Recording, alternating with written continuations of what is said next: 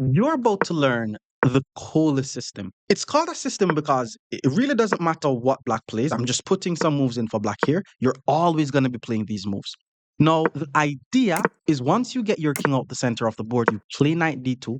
If they play c5, we're always going to play c3 to support the pawn. If they take with the c pawn, we take with the e pawn so the rook gets the file. Otherwise, let's say they play c4, which is usually a bad move. Our plan is to play e4. And then once we play e4, all our pieces are going to be pointing towards the opponent's king. Now, one variation I like is when we play e3 and they play bishop g4, you're actually able to play h3, and it's actually best for them to give up the bishop for the knight, because if they pull the bishop back, we play g4, and if the bishop goes back, we play knight e5. And the whole idea is not just to take the bishop and allow the rook to get the file, but it's after they play something like e6, we play h4. Now we're threatening to trap the bishop. And then usually from here, they play h6 or h5, but it doesn't really matter what they do. We take, they get a very bad pawn structure, and white is just winning here. I want you to watch the full video, apply the stuff that I teach, and watch your ratings go through the roof. Picking things off in the 500 region, today I'm going to be teaching you guys COLLE system. Now, this is a system, so it can be played against anything the opponent does. For example, my opponent is playing the King's Indian defense. We're going to be playing pawn to e3, bishop to d3, castling the king. And we are choosing to have this bad bishop, but in the COLLE system, there's other plans with this bishop. For example, eventually we could play e4, get the bishop out, or b3, bishop b2. So he castles the king. Let's get our king out the center of the board. I'm playing against my subscribers, by the way. So if you want to play, just comment your username and the ELA and expect messages on Chess.com from me. So pawn d6, and usually the plan is to play e4. But because he's playing the King's Indian setup, I'm going to choose to play pawn b3 with the idea of bishop b2. So that way my bishop could be competing with this bishop on his diagonal as well. Up to g4, it's not a bad move. Spinning my knight, but eventually I should be able to play h3, and he's going to be forced to give up that bishop for the knight. So let's just play bishop b2 here, just finishing our fianchetto. I could also play knight d2, so that way once I play h3 and he takes, I'm able to take back with the knight, and this is just a very nice position to have. Maybe he wants to play pawn to e5, takes, and then I'm not going to be able to take. But let's just play knight d2. If pawn e5 and I takes, I'm going to be able to play h3, chasing away the bishop, and then eventually I'm going to be able to try to attack his pawn on e5. So he did play e5, just taking advantage of the spin. And let's just play, I could take, then h3, but I'm leaning towards playing immediate h3. Now, if he takes and I play knight takes, pawn e4, and I'm fucked. So if he takes, I'm forced to play queen takes, and his b7 pawn, which is unprotected, is going to be under attack. What is pawn to d5 about? The guy was developing his pieces and everything, and then I just attacked his bishop. Okay, it's not terrible, but you didn't have to do all of that. You didn't have to do all of that. Basically, what I'm seeing is if I take his bishop, he forks. But moving the pawn to d5 is leaving e5 unprotected. I'm attacking e5 one, two, three times. He's only guarding e5 once. So even if I take on e5 with the pawn, he's not able to take with the knight because my bishop covers the pawn, which means now his knight and his bishop is under attack. So he still has to move the bishop. So all he did was just give me a pawn for no reason. Then he took, maybe he thinks, okay, I'm not able to take you to the pin, but he just didn't see the bishop. That's the thing. Like, persons usually just do bad when it comes to seeing fianchettoed bishop. And his bishop is still under attack. Literally, all he needed to do was just take the knight on f3, finish his development. But thanks for the free piece, bro. Guess it's 500 level chess, but we'll see some more competitive games after we climb up the ladder. Then, like, I think he's taking the bishops are better than knights thing too far. Like, instead of taking the knight, he's willing to give up his bishop, which is crazy.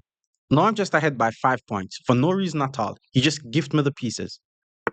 Pawn to h5 also didn't do anything. Like, I thought the idea was to expose my king, but he didn't even try to attack this pawn. Let's just play queen c1. The plan is to play queen b2, just put my queen on this very nice diagonal. And then if he moves his knight, I'm going to be able to take on g7. Bishop h6, okay. That's one piece that doesn't guard the knight. But I'm attacking the knight once and he's guarding it once. So let's go queen b2. So that way we have two pieces attacking that knight. He's not forced to like move the knight away. But once he moves his knight away, there's nothing on g7. So let's see, maybe knight to d7. And if knight d7, I just need to pull my bishop back. All right, now he decides to play queen d7. So there's nothing at all guarding this knight. So let's just grab the knight. He is attacking this pawn though, but his queen by itself is not going to be checkmating my king. I mean, bishop is there, but he doesn't have enough pieces. Like I have enough pieces to defend my king. And then once he takes, I may also play queen e5 to, just to have additional pieces close to my king. But I also don't even need to play queen e5 because if he checks, I move. And then if he checks, I block with the knight. So let's just play rook to e1 because maybe I'm trying to play bishop f1, hit the queen. And then if he checks, I play bishop g2. But now if he checks, there's just king h1 and only one or two checks, nothing more. So he got his rook in the game. Let's play bishop back to f1, hit the queen. Remember, we have to neutralize the opponent's pieces. That is on our half of the board. Now, if he checks, we block with the bishop. And, we're just ahead by like, what, 3 pieces? So he checks. Let's just move the bishop. Maybe I'm trying to play knight e5, hit the queen, knight h2, hit the queen, pawn c4, rook c1. So that way I'm able to get my rook in the game. Pawn d4, he continues to be very generous because that's just a free pawn. I have 1, 2, 3, 4 pieces covering that square. He only has the queen. Let's just take the free pawn. And I'm opening up this file for the rooks. And I'm ahead by 8 points, which means the trades are even going to be better for me. He has to be a bit careful, by the way, because not only am I trying to trade the rooks, I'm also threatening to trap his rook. Okay, he's trading, but that's what I want. Also, my rook has the file. Remember, guys, to take is a mistake. Don't just be trading for no reason. Only trade if it improves your position. Right. Pawn h4, first aggressive move. Doesn't work, by the way, because I already have 2 pieces covering the square. He only has his queen. But I'm not even going to take the free piece. I'm going to play rook e4 instead. Because once his queen move, if I'm able to take with the rook, that's 1 extra piece in the attack. And yeah, his king could definitely be getting checkmated here. Okay, so he moves the queen. If I take, he plays queen takes, and then I takes, which means we're just trading, so that's fine. So let's take on h4. He is attacking my unprotected bishop, but I'm also attacking his. Okay. Oh, yeah. That was the move. Oh, but it doesn't work. It doesn't work because the bishop moves, and my bishop covers h1, which means my rook covers h8, and that's just a checkmate. More COLLE system against 600 players. Stick around. Opponent is now 600. More holy system coming your way. And as we said, it can be played against anything they play. Like this guy is also choosing to play the King's Indian defense, but just a regular Coley move. Bishop goes to d3, pawn c5. Let's just castle the king. Now that pawn on c5 could be a free pawn. We just don't want to be greedy. He castle this king. We play knight d2. These are all the Coley moves. And usually when it's d5, we're going to be putting our bishop on this diagonal. But whenever they play the fianchetto variation, we also want to fianchetto our dark squared bishop. So we're able to challenge them on the diagonal. So this is basically the holy setup. And eventually we may want to play e4.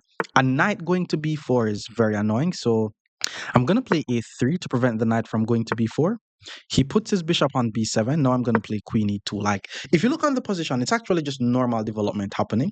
In order for me to win this, I have to not make any mistake, and then my opponent has to make mistake because nobody has any real weaknesses here. So he took on d4, which is also good. Let's take back on d4, keeping some control over the e5 square. I have 1, 2, 3, 4 pieces controlling that square. Queen c7. Now I'm going to play rook e1, putting my rook on the open e file. And maybe he's going to play rook to e8. Again, it's very hard for him to mess this up. Pawn c4 followed by pawn d5 is the plan. Pulling his knight back to d7 is not bad. Like, I want to play d5, but then he takes my bishop. I take his bishop, then he takes my pawn. So let's play c4. Eventually, I want to play d5, but not with my bishop being unprotected. c4 is to eventually play d5 and get just a decent chain of pawns happening here. And remember, if you want to play against me, I actually messaged this guy. So drop the username and your elo so that way I'm able to message you as well. Okay, was expecting that move. Now, there's definitely some sacrificial ideas here, like knight g5, h6, sack the knight, and then play queen e6. And then once the king move, we take on g6. And then it becomes hard for him to prevent mate. Like he could with knight d8, but he also has to find it. Knight g5 leaves d4 unprotected though. So knight g5, knight takes d4, takes, bishop takes, still sacrifice on f7, check, king goes back, and I'm actually not seeing this working. So let's play knight e4 instead. Let's just try to centralize our pieces. Maybe instead of putting this knight on g5, I put this knight on g5. So that way, so knight a5 hits my unprotected pawn on b3. Let's look on that again. Knight g5 takes the pawn, sack, and then if king takes, I play queen check. If king back, then I play knight g5. So let's play knight to g5 here. If h6, we're sacrificing on f7. If knight takes b3, we're sacrificing on f7. And how are we finding these moves? Remember, in order to find good moves, you look on moves on the opponent's half of the board. And these moves are usually your checks, your captures, and your threats. And remember that we also need to attack the pawns and the squares around the opponent's king. So even though he's attacking my rook, I'm still going to sack the knight. Because if he takes my rook, I actually have a very nice move, queen e6, which could lead to some serious trouble for him.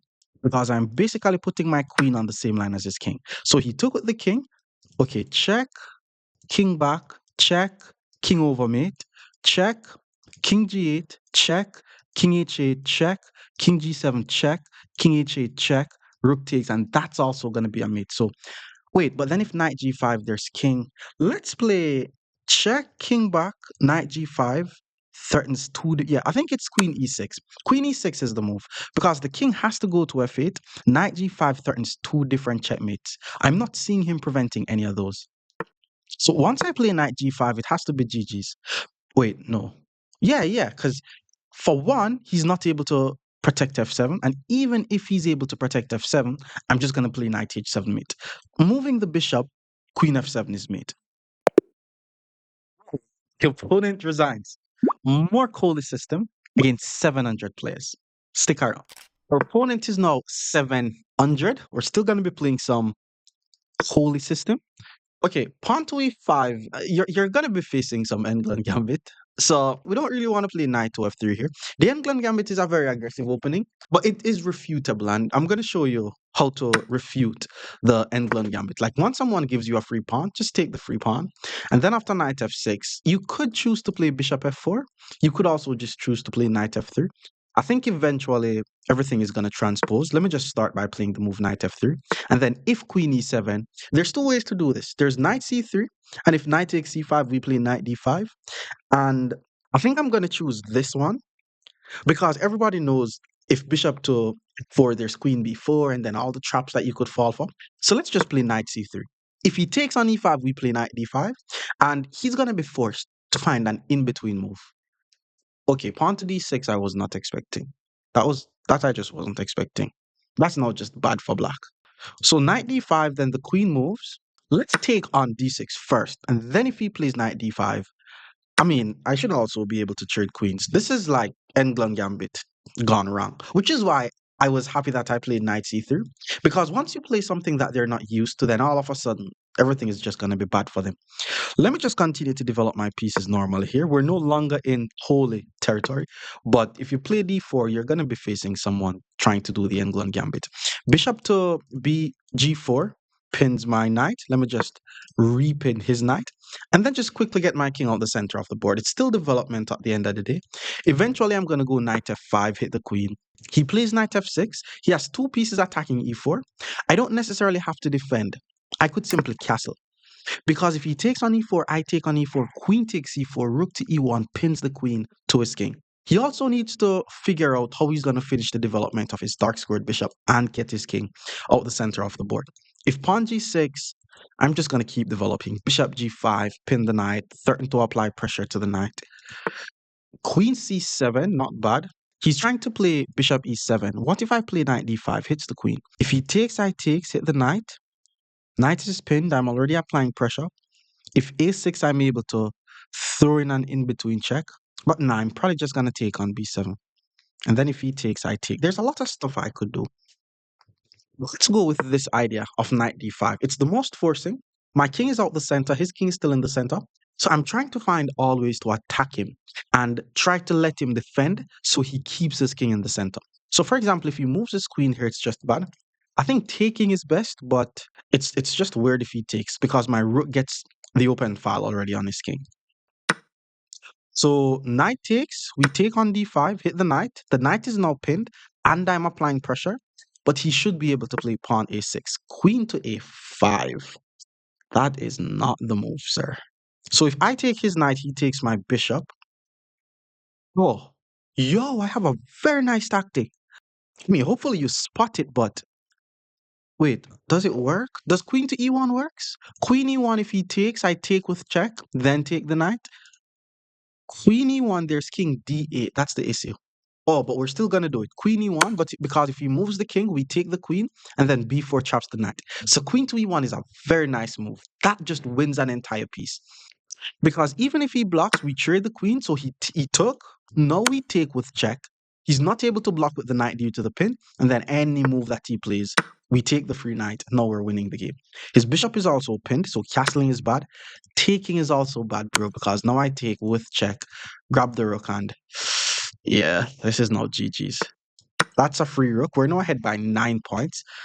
Yeah, England Gambit just it's very aggressive. If persons don't know what to do against it, then they'll lose. But at this point, I think everybody knows what to do against the England Gambit. Let's just keep developing our pieces. On h6, we go rook to d1, put our rook on the file. Now every single piece is active.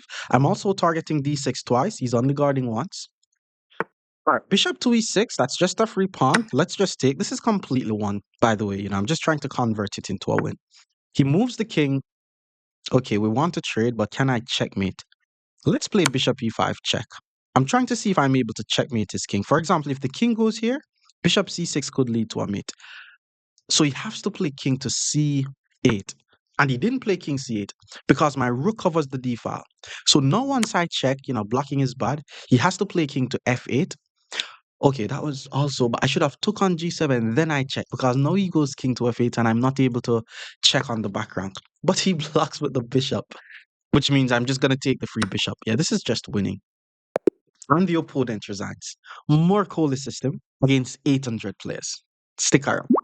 Our opponent is now 800. Let's play some more COLLE system with knight to f3, pawn e3, bishop d3. So pawn e6, we go pawn e3. Doesn't matter what they play. As we said, this is a system, and a system can be played against anything that your opponent plays. Pawn c5, and I like to play c3 before bishop d3, so that way pawn c4 from them is not too annoying. So knight c6, let's go bishop to d3, and then the following plan is to simply get the king out the center of the board. The other good thing with playing this system is, your king is always going to be safe, so you don't have to worry about the opponent trying to trap you. Knight e7 I haven't really seen. Usually they put the knight on f6, but as we said, can be played against anything. So let's just get the king out the center. And then he plays knight f5. Okay, that's interesting. A lot of pressure on d4, by the way. But for now, there's nothing too much that is happening. So let's just continue with regular development. Rook e1, pawn e4. Usually, it's not really comfortable to play e4 if they don't take on d4 or play pawn to c4. But if they play pawn c4, we pull the bishop back to c2 and then e4 becomes easier.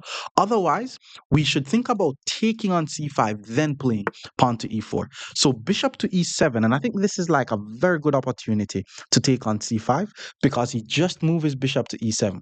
So I'm basically about to force him to move the same piece more than once in the opening, and that was my plan anyways. So keep in mind, guys, your goal is to play e4. You want them to play c4, and then you pull your bishop back, then you play e4. If they take on d4, you take with the e pawn, but he decides to castle the king, and I'm not the greedy type. But the guy's giving me a pawn.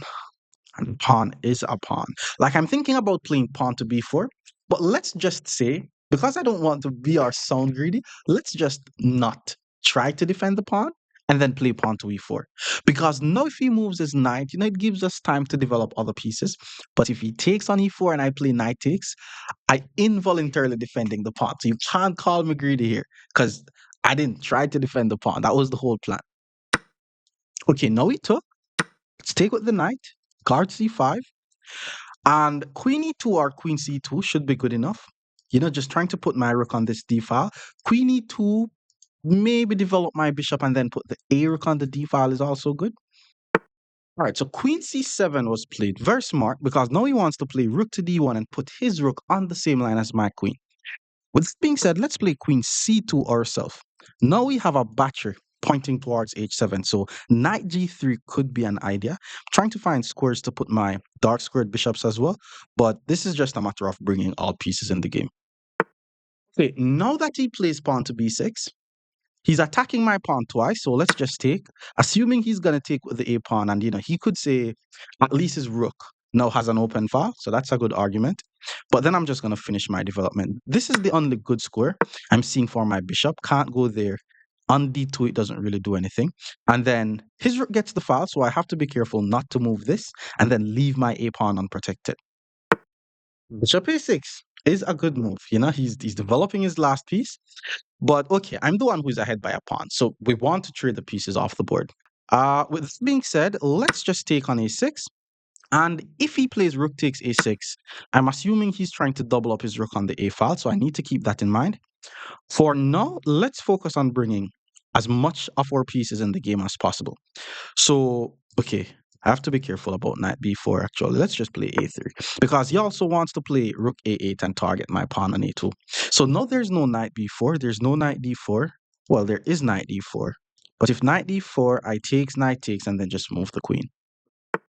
On h6 hits the bishop, but the goal is to trade, so let's take on e7. And then if you look on all my pieces, both of my rooks aren't really doing anything. He has two unprotected pieces, but I'm not able to punish him for that. Let's just play let's go rook to d1. Rooks needs files, maybe rook e1 next, knight g3 hits the knight. It's going to be one of those endgame grinds, I'm assuming. Because his king is not extremely weak. He has unprotected pieces, but I'm not able to punish it. So, I mean, I have the advantage, which means it should just be a matter of trades for me to win this. Okay, pawn to b5. Pawn to b4 could be a move. We're not afraid of that. Moving the pawn to b5 leaves the c5 square a bit weak. Not unprotected, but weak. All right, I want to go rook e1. There's also knight g3. Let's go rook d2. Trying to double up the rooks on the d file. Like sometimes it's good to double up the rooks on a file. Like if he plays rook to d1, that's actually a very good move. I'm still going to double up. And then I'm just going to say, okay, I have the extra pawn and I have full control over the d file. If you're not able to find immediate quick ways to win, which you should not be looking for immediate quick ways to win, you should just slowly improve your position and just add up the wins that you have. You don't have to think about winning the game. Just think about the small wins that you have. The extra pawn, the open file, the fact that the knight is in the center of the board, the fact that he has unprotected pieces and weaknesses in his position, those are wins. So rook d1, now we double up on the file, and then if he trades, we take on d2, and then we have full control over d4. Well, the d file. All right, rook to a7. He wants to play rook to d7. We're the one who is ahead, so let us trade.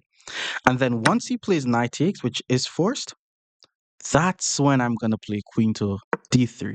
Again, doubling up on the file. We have two pieces attacking his knight. He only has one defender. So I'm assuming he's going to play knight c6, but then it prevents him from playing rook d7. Ooh, I'm also attacking the unprotected pawn on b5. I didn't even see that. Am I just about to win material? Oh boy. He left the knight hanging, guarding b7 instead. You have to learn to count, bro. Come on, Jason. You're presenting Poland. Two attackers, one defenders. That's a free knight with check. So now we're just going to trade the queens off the board. And this is not just GG's. Now we take with check. King has to move. And now we just keep looking for more trades. We're ahead in material. Look for more trades. So he moves the king. Knight d6 is forcing a trade because the knight hits the rook, the knight hits the knight. Once his knight takes and the rook takes, that's just more pieces off the board.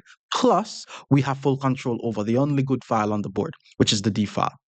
So rook c7, let's just trade. Well, yeah, let's just trade. I mean, that's a free pawn, but it's an easier game for us to play if we trade. And then once I go knight d4, I'm forking both of his pawns anyways. And we're in the end game, so you guys should know the drill. The goal is just to attack the opponent's pawns. He moves his rook, definitely doesn't do anything. I mean, both of those are free pawns. Not sure which one I should take, but let's just take the one on f5 because once we I need to stop doing this. He's threatening a back rank checkmate, obviously. Let's just play G3 first. Let's play G3 first, prevent the back rank checkmate, then we're going to take one of those.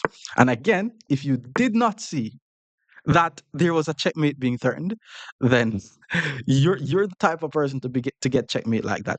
All right, let's not trade pawns in the end game. Let's win the pawns instead. So his pawns are still going to be forked. And then once we take on b4, both of our pawns are going to be guarded. And then because we're in the end game, the goal from there is just to roll the pawns up the board. So let's grab the pawn. And then from here, we're just going to be rolling the pawns up the board. Okay, let's just start rolling. He moves the king. Let's continue to roll. Pass pawns must be pushed. And he resigns. More COLLE system against 900 players. Stick around. Our opponent is now 900. Let's continue with some COLLE systems. Very simple system. So it's one of those things where we're not trying to think. Knight f6, we put the pawn on e3. And yes, we're blocking in the dark squared bishop. But remember what the game plan is to take this bishop out. Now, bishop to g4 was played. And I don't want to call this a mistake, but whenever this happens, you should be happy. Because we're going to immediately play pawn to h3. We're going after the bishop. I mean, if he wants to give up a bishop for a knight, that's on him. But if the bishop goes back to h5, we play pawn g4. This is what we're doing to go after the bishop. And then once the bishop goes to g6, we play knight e5. And we already have this very aggressive position that could come out of the COLLE system. And by the way, we're going to be taking that bishop on g6, but we don't want to just take the bishop without really trying to ruin his structure. So we're going to try to play h4, h5 to actually trap and win the bishop. And then once he pushes one of these pawns, then we take the bishop. And that's going to ruin his structure, because if we just take now, he takes with the pawn, I mean, he's going to be like, oh, I have open file. That's why we're going to play pawn to h5. We're trying to ruin his structure. If he plays pawn to h6 or pawn to h5, that's when we take the bishop. So you notice now that he plays pawn to h6, that's when we take the bishop off the board. And his structure is officially ruined. Pawn on e6 is weak. The pawn on g6 is now weak. I'm able to play bishop to d3, developing my bishop, gaining a tempo on the pawn on g6. I could confidently say white is just better here, if not winning. I think he has to play king f7. This is not like a trap, but it's just already hard for black to. I mean, black is gonna lose this game. He didn't even try to defend the pawn. He just developed his knight. He should have at least tried to play king f7. But hey, let's just take the free pawn. This is just winning for us now. From here, it's just development. So king went to e7. Let's continue with the plan. Knight is going to d2. Pawn could go to c3, then we play e4. Queen could go to f3, then we think about playing e4. We could even also play moves like pawn c4 here. But especially since this king is on this diagonal, I'm also thinking about b3 followed by bishop a3. There's so many stuff that could happen here. Okay, queen goes to d6. All right, guys, I think he wants to play e5, which makes a lot of sense. And even though he shouldn't be the one who is opening the center of the board, I think that could activate his pieces. Let's say we play pawn b3, pawn e5, I take. There's already queen takes, which hits the rook. So let's just play pawn to f4 here. This is called prophylaxis. Again, seeing the opponent's idea and preventing it before he does it. And knight f3 could go to e5. Pawn b3 to b2 is still a plan. So rook to d8, okay, he's getting his rook in the game. And by the way, guys, if I castle my king here, I'm 100% safe. There's actually no pieces that is able to get to my king. I'm just trying to focus on my development here, though. So let's play pawn to b3. I'm thinking about a4 followed by bishop a3 in order to pin his queen, because obviously I can't play immediate bishop a3 because I'm going to lose my bishop. I'm also thinking about pawn c4. So king to c8 that he just played makes a lot of sense. Well, king d7, I think he's trying to artificially castle his king. So he's going to be running his king to c8, and then he's going to be like, okay, my king is safe. But I'm going to use that time to start some attack on his king. Because I know that his king is going to be going here, let's play pawn a4, and we're already start pushing up the pawns. And by the way, I'm still threatening bishop a3, which could be trapping his queen. What is he going to play to prevent this? Knight b4, bishop a3, pawn a5, pawn c3, and then the knight is pinned. Yo, he's in a lot of trouble here. Okay, king went back to d7, which means if I push my bishop on a3, the queen goes to d7. So I think we don't necessarily need to rush that idea. So let's continue with the attack and play pawn to a5, just starting our pawn storm. And yes, I'm doing all of this with my king in the center of the board, but that was the purpose of playing pawn to f4. Remember, if someone's king is in the center of the board, your goal is to open the center. So because he's not able to open the center, my king is just safe here. And then he plays pawn a6, preventing my pawn from going to a6. From here, I'm going to play the move queen e2. Because eventually I want to play c4, maybe b4, b5. Bishop a3 could come eventually. Like, I'm actually just delaying bishop a3 in case he puts a piece on d7, because if I play bishop a3 now, the queen goes to d7, and I don't want to trade this bishop for this bishop just yet. Maybe if he wastes a move moving the bishop, but let's see what he does. King to b8. Okay, guys, continuing with his plan. And let me just get my king out the center of the board here. Again, it looks weird. It looks very dangerous because all the pawns in front of my king is gone. But there's just no way for him to penetrate. And my queen guards the pawn on g4. Now, I need to keep this in mind because if I move my queen away, then I lose the pawn. Bishop to e7. Okay, now I'm thinking of bishop a3. Bishop a3, there's still queen d7 though. So let's play pawn to c4. In some cases, I could play pawn c5 hits the queen. If he takes, I take with the b pawn, and then my rook gets access to this open file. Once I manage to play bishop a3 though, like, my whole development is going to be complete. And I'm also ahead by a pawn. Ooh, knight to e5. That was a mistake, bro. I see what he's trying to do, but that's definitely a mistake. So here's what he's trying to do. He's basically saying, by moving his knight to e4, it attacks my pawn on h4, which is unprotected, and that's true. And he puts his knight on e4, which is guarded by me twice. He's only guarding it once. So if I take with the knight, he takes with the pawn, I take with the bishop. Then he takes my pawn. But that's why, instead of taking with the knight, I'm going to take with the bishop, giving up my bishop for the knight, because once he takes and I take with the knight, I gain a tempo on his queen. So now I'm ahead by 2 points. He's not able to touch my pawn. And then once he moves his queen, then I'll defend my pawn. Okay, so he moves the queen. Let's just play, is it h5 or g4 here? I just need to not lose the pawn, to be honest. Maybe even queen to f2. If my bishop was on d2 and was able to get to e1, then that would be good because I don't really want to be pushed. Like, if I push g5, he takes, rook gets the file. If I push h4, eventually once he plays g6 and I have to take, then he gets the g file. So let's just play queen to e1 for now. Not queen f2, because maybe rook to f8 puts his queen on the same line as my queen. If he plays bishop to b4, then I play bishop to d2. So yeah, I'm just ahead by 2 pawns here. Okay, that was a nice move. That was definitely a nice move. Knight takes d4. It's very important that we look on the opponent's forcing moves. Now, funny enough, it does not work because my opponent didn't calculate deep enough. Now, let me tell you what he's seeing. He's basically seeing, if I takes, queen takes, forks my king and my unprotected rook. But the reason why this doesn't work is once I take and the queen takes, I'm able to play bishop to e3, blocking the check, hitting the queen, and I'm guarding my rook. And then maybe at that point he's like, okay, but you put the bishop on e3, you're leaving your knight unprotected, but my queen guards the knight through the x-ray. So if his queen takes my knight, then I'm able to play bishop to a7, which would be a discovered attack on his queen. And then once his king takes, I take his queen, and then I'm winning the game. So it was a very nice try. He's looking for forcing moves in my half of the board. He notices that my king is a bit weak, my rook is unprotected, but it just did not work. So he basically just gave me a free knight. Queen takes d4 was played. Now we play bishop e3, blocking the check, hitting the queen, guarding the rook, and then now he's just not able to take on e4. So now he just has to pull the queen back, swing my rook in the game, and white just won the game. One thing he could try though is bishop takes h4, trying to distract my queen from guarding the bishop. Then he takes with check. But because I'm ahead by 3 points, if he plays bishop takes h4, I'll just take his queen.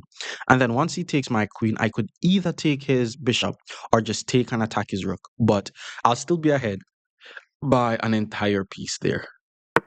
So he didn't take. He played queen to b2, attacking this unprotected pawn. I shouldn't mind if he take that pawn though, because it's gonna give me a file pointing towards his king. So rook to f2 hits the queen. Queen takes b3. Rook to b1 hits the queen. Okay, queen takes c4. I don't want to give him too much, to be honest. All right, let's just neutralize that queen. Let's not complicate the game. Rook to b1 neutralizes the queen. If the queen goes to a2, then maybe rook f2 and swing my rook in the game should be fine. My knight is unprotected, but there's no pieces currently attacking my knight. Okay, so the queen moves over to c2. Same plan. Rook to f2 hits the queen. And we know that the queen is just not able to take the knight. So I'm not necessarily trying to trick him. It's just a case where I gain the tempo on the queen. He's not able to take my knight. And isn't this queen getting trapped though? Because if he puts his queen on d3, then I'm now able to play rook to d2. So look at this. The queen is now trapped. If rook to d2, the queen is trapped. Can't take my pawn, can't take my knight, can't take my bishop. So rook to d2 is okay. It's not GG's. I don't think he loses the queen, but he loses the bishop. If he plays bishop to g4, he's pinning my rook to my queen. I will take the queen. He will take my queen. And then after I trade the rooks, I take the bishop. So I'm going to be ahead by 2 pieces. So he has to find bishop to b4 here. Bishop to b4. We take the queen. He takes my queen. We take the rook with check. That is called an in-between move or zhuzheng zug. And then once he takes back, we take the bishop. We're now just ahead by 2 pieces. This is not just completely winning. Okay, rook to e8. Maybe he wants to play e5. I don't mind if he plays e5. Let's just play rook to d1 because rooks needs files. And the opponent resigns. More COLLE system against 1,000 players. Stick around. Our opponent is now 1,000. Let's continue with some COLLE system. Pawn d5, let's go knight f3. Again, it's a system. It can be played against anything. Knight f6, we play e3. Now, if the bishop goes to g4, remember the little idea to get the bishop. Pawn g6, let's just go bishop to d3. And then after bishop g7, we simply castle the king. So, it's very important that we stay safe. He castled his king. The knight goes to d2. And pawn to e4 is definitely an idea here. Pawn to a6, I'm not sure. Maybe he wants to play pawn to b5. But let's just continue with the plan. The whole idea was to play e4. Once I play e4, if knight takes, I takes, pawn takes, I takes, and I'm fine. Yeah, let's just play e4. That was the whole plan. I mean, maybe I could have played pawn c3 first, then play e4. But this is just okay for white. Like, I'm not winning or anything, but I do not have any bad pieces. Black doesn't really have any bad pieces. But why did the guy play a6? Have no clue. All right, so he took with the pawn. Let's just take. Knight takes, we play bishop takes, and then everything is just fine. Pawn to f5 is an annoying move, to be honest, but I'm assuming it's exposing his king a bit. Bishop d3, and maybe he thinks he's winning a pawn. He isn't. Knight c6 is a very weird move. Like, I could take and double up his pawns, but let's not go for that. Let's just continue with the regular COLLE idea. Let's play pawn c3. He needs to now play moves like bishop g4, pawn e5 to attack my structure. Pawn e5 was a bit too early though, because if you notice, he only has 2 pieces guarding e5, and yes, I have 2 pieces attacking e5, but my bishop is attacking one of the main defenders of the pawn on e5. So we're now going to be using a tactic called removing the guard, where we first take the knight on c6, and then once the pawn takes back on c6, now we take on e5. Just like that, 12 moves into the COLLE system, and we're already ahead by a pawn. Right, queen to d5, not bad. He's attacking my knight twice. I'm only guarding it once. Queen to f3 is definitely a move. But let's focus on our development here. So let's go bishop to f4, guarding the knight, finishing my development. Queen d5 was good because he also guarded his pawn and developed the queen. Pawn to c4, maybe I should have played. Yeah, now that I'm thinking about it, pawn c4 would have been very nice. But I guess he wants to trade some pieces off the board. Okay, if I takes, there's queen takes. Yeah, that was a nice move because he's trying to get rid of his doubled pawns. But because I'm ahead by a pawn, I'm going to try to get some pieces off the board. That's what I'm trying to calculate here. So let's just play queen to f3. If he trades the queen and I take with the knight, it means I'm going to be attacking his pawn on c7. So after takes, I attack the c pawn, and then it should be easier for me to get my rooks in the game. It's going to be an end game, but we're ahead by a pawn, so we should want to trade the pieces off the board. Rook to d8 is also very strong. This guy's playing some chess. Because initially I thought about taking the pawn on c5, but then there's bishop takes knight. What if I play pawn to c4? Well, if pawn to c4, there's queen takes queen. So I have to play something like rook to d1. Actually, I have another idea. I'm not going to trade queens anymore. Let's play queen to g3, applying as much support to my knight as possible. So that way, if he takes on d4, I'm able to play something like maybe take on d4, rook d1, or just immediate rook d1 and attack the pawn. Pawn c4 we take, and then I'm just going to try to regain the pawn and not trade the queens off the board. So pawn c5, let's take. He's playing very well, by the way, I'm not going to lie. And once he takes here, my plan is to win the d pawn. But before all of that, let's play rook c1, getting all our pieces in the game. And okay, I'm leaving my pawn on a2 unprotected, but I have some ideas of playing knight c6 to hit the rook, trying to fork on e7. All right, queen takes a2. He's now ahead by a pawn. I have a plan though. Pawn to b3. I don't want his queen to be in the defense because his rook is unprotected. I'm trying to sack on f7, put my queen on f3, attack f7 here. But he's ahead by a pawn and he has the bishop here. So he's playing some chess. Knight c6, he's not able to prevent. But you could say his queen is out of the game. And in some cases, I'm threatening to trap his queen. So like my position so far. Okay, bishop e6 was played. Very good move. Let's go knight c6. That was the plan. Hit the rook. Rook c8 is a blunder, by the way, because of knight e7. So he has to find somewhere else to put the rook. So he plays rook d7. He has two pieces attacking b3. I only have one guarding it. So rook a8 doesn't win the queen because there's queen b3. So I think I just have to play pawn b4 for now. Eventually, I want to play rook a1 or rook d2. He has two defenders. I have two attackers. I want to find a way to win his d4 pawn. All right, so rook to c8 was played. Another nice move, by the way, because I was thinking about this move, knight e7, and then if rook takes, I take. But if knight e7, rook takes, and I take, then he's able to take on c8. With that being said, rook to a1 is a move. Hits the queen, but then he just moves the queen, and if I take, he takes, so I'm not going to play that. All right, let's try bishop to e5. Let's try to get rid of this bishop. I was also thinking about bishop d6, which would have been nice. If he takes, I'm gonna take with either the queen or the knight. I think they're both fine, but I still need to be careful about the fact that I'm down by a pawn. And I'm down on time. So this 1000 guy is playing very strong. Where's he from? Cape Verde. Where's that? Okay, so rook to d5 was played. I'm still not. Oh, I was about to say I'm still not able to play here, but the rook literally goes away. The guy just made a drawback blunder, which is very sad because he was playing so strong. This is the definition of a drawback mistake. The rook was the only piece keeping his position together. Now once I check him on e7, it's over. Everything is now forked. King moves to f8.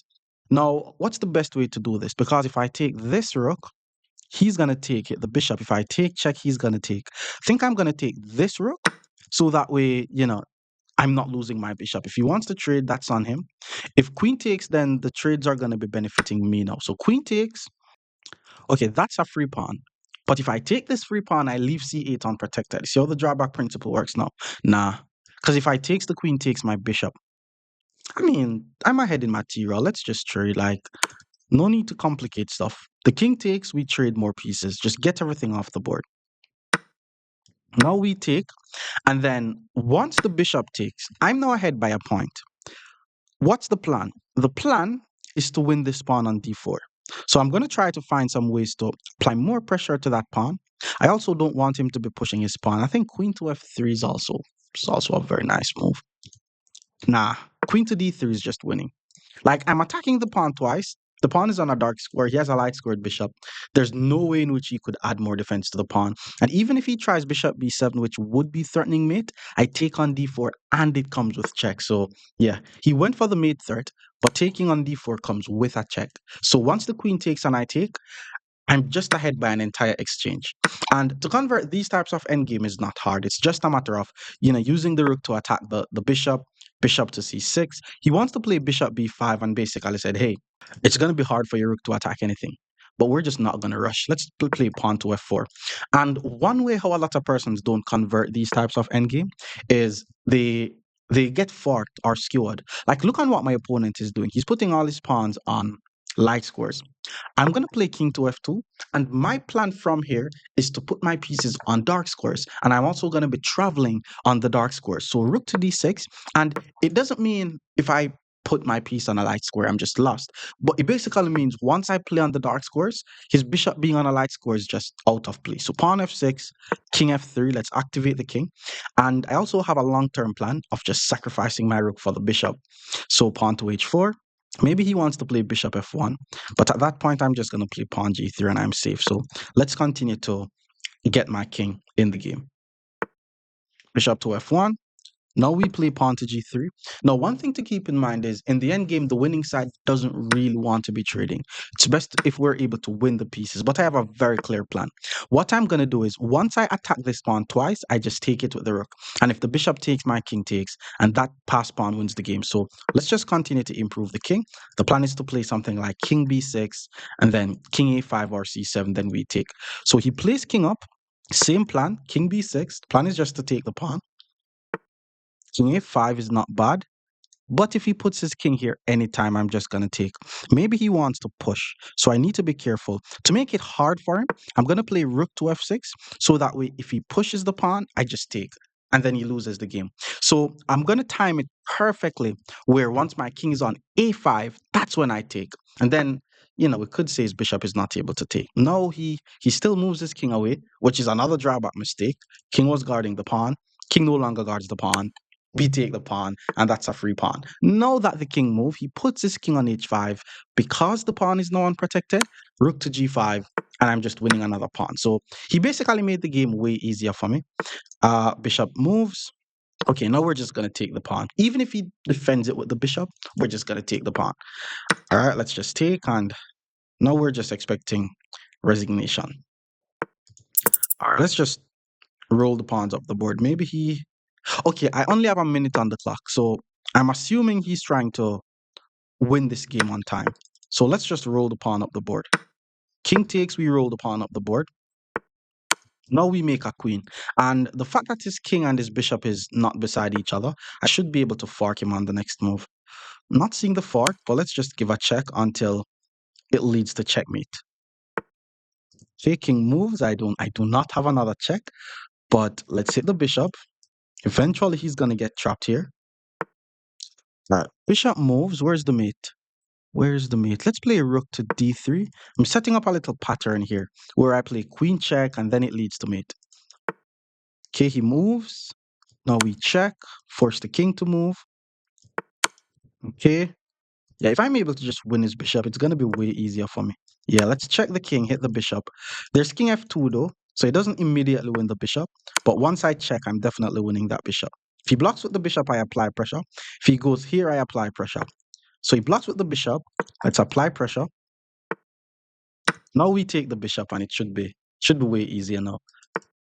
All right, so king move, we check. And check, checkmate. With that being said, we're going to be playing more COLLE system against 1100 players. Stick around. Our opponent is now 1100. Let's play some more. COLLE system, knight goes to f3. We always play pawn e3. And then after pawn e6, we play bishop to d3. It's very simple. It's the quickest way to get our king out the center of the board. I think he's trying to follow exactly what I'm doing. Let me get my king out the center of the board and see if he's also going to castle his king. Okay, instead he decides to play the move pawn to b6. So maybe he's going to play bishop b7, pawn c5, those types of moves. Let's continue with the plan though. Knight goes to d2. Rook goes to e1, pawn goes to e4. So bishop to b7 is holding on to this e4 square. So he has 1, 2, 3 defenders. I have 1, 2 attackers. So let's play rook to e1 for now. So that way I'm able to play pawn e4 in the future. So knight d7. And okay, the plan is just to do a lot of trades. But let's just wait a bit. I want to wait until he castles. So that way it's easier for me to start an attack. Once the knight is on d7, eventually he's going to want to play pawn to c5. So let's play pawn c3. We know about this triangle. Now once he castles, that's when we play pawn to e4. So now we're just going to be doing a bunch of trades on e4. And my dark squared bishop is also not going to be bad bishop. So takes, we play bishop takes. Takes, I play rook takes. And usually they play knight f6. And I love this move rook to h4. Because My rook is now in the attack on his king, and his rooks are just not doing anything. And this is also a very nice idea to use in the COLLE system. It's called a rook lift, where you move your rook forward, swing it over, and it's like hacking a file. Because the H file is not necessarily a file, but my rook is there. So he plays rook to E8. There's no pawn to E5. I want to play bishop G5, but after pawn H6, I may have to trade. I'm not going to be sacrificing my bishop for two pieces there. So I think the move is, yeah, let's just play queen c2 first. Let's apply more pressure to h7. And then maybe in that scenario, I should be able to sacrifice and expose his king. So I guess that's why he plays pawn h6. So now I'm not able to put any of my pieces on the g5 square. And the question is, what do we do with our dark squared bishop? Can't go here, can go here, but then he just trades. Doesn't really help me too much. So let's just put it on d2. Me putting my bishop on d2 is so that way I'm able to play rook to e1 because I want all my pieces to be very active. Pawn c5 or pawn e5 could be some active moves that he plays here. Let's see. Bishop back to f8. Okay. Guess he wants to play g5. Yeah, that's not a scary move. I actually don't care if he plays g5. Let's just continue with the plan. All my pieces are now in the game, very active, ready for the attack. Queen to d5. It's not a bad move, bro, because he's attacking my unprotected pawn on a2. But offense is the best defense. So because I need to protect my a2 pawn, I'm going to play pawn c4, so that way he's not able to take on a2, but I'm also attacking his queen. Ooh, queen to f5. The guy wants an endgame. Okay, I don't think this endgame benefits me because my rook on h4 needs to be playing on the king side. What I'm going to do is I'm going to play rook f4 to attack his queen eventually. But right now my queen is under attack, so I have to find somewhere safe for my queen. I'm going to put it on c3, so that way if he plays any move, my pawn on, well, knight was already guarding here, maybe he's going to play a5 with the idea of playing bishop b4 and attack my queen. If he plays a5 though, then I should be able to play a3 and just protect that move. But rook to f4 is what I really want to play, just to chase away his queen from the f5 square, because the f5 square is definitely an active square for his queen. There's also rook to e5, but I'm leaving this square unprotected. All right, pawn to g5 is interesting. It's a very interesting move.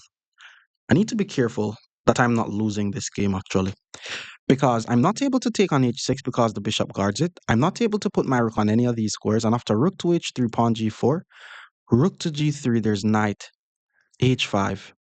Hmm. Hmm. Hmm. Hmm. Hmm. All right, what I'm probably gonna do is I'm gonna repeat the position. Usually, so rook e5, queen b1, rook e1. Or maybe I should go. That's just a nice move though. I wasn't expecting him to push a pawn on the side that his king is on. All right, let's play rook e5. Wait, rook e5, he takes my rook, I take his queen. Let's go rook e5. Bear in mind, I think taking my rook is also a possibility here, but I don't think he needs to go for that. So rook e, I think he needs to check, and then when I go back, he goes back. And that's just me assuming he's playing for a draw. Maybe the guy's trying to win the game. Who knows? Okay, so he found it. He check on b1. Let's block the check. And then he needs to go back to f5. So if he found that scenario, then we have to go with this idea where we just pull the rook back.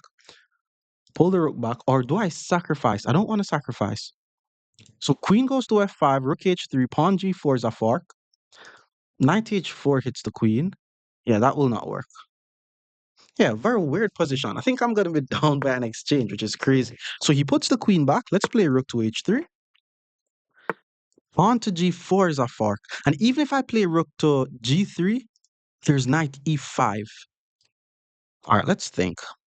Hit the queen. Or maybe rook to e5, hit the queen. Repeat the position again. He checks, we go back. He go back. Yeah, let's repeat the position once more. Let's go rook to e5. Let's repeat the position again. And this is me assuming that he's going to do something different. So check, we go back. And then he checks. Oh, now he goes to g6. You see why it's good to repeat the position? Because now I'm able to play knight e5 and in between move. And then he's not going to be able. He needed to go back to f5 if he at least wanted to draw. Because now I play knight e5 and I attack the queen. So now he's not able to take my rook. And then once he moves his queen away, I'm able to move my rook, save my rook, and then I'm just fine here. Okay, he plays queen f5. Now he puts his queen on the f5 square. It's a bit too late, bro. All right, rook to g3, there's pawn h5. So let's just play rook to e3. All my pieces are safe. My king is also very safe. And he basically pushes pawns in front of his king side for no reason. All right, pawn to h5. Because he's been pushing pawns on the side that his king is on, I'm going to play, I think he wants to play bishop here, hits the rook though, which I'm not afraid of.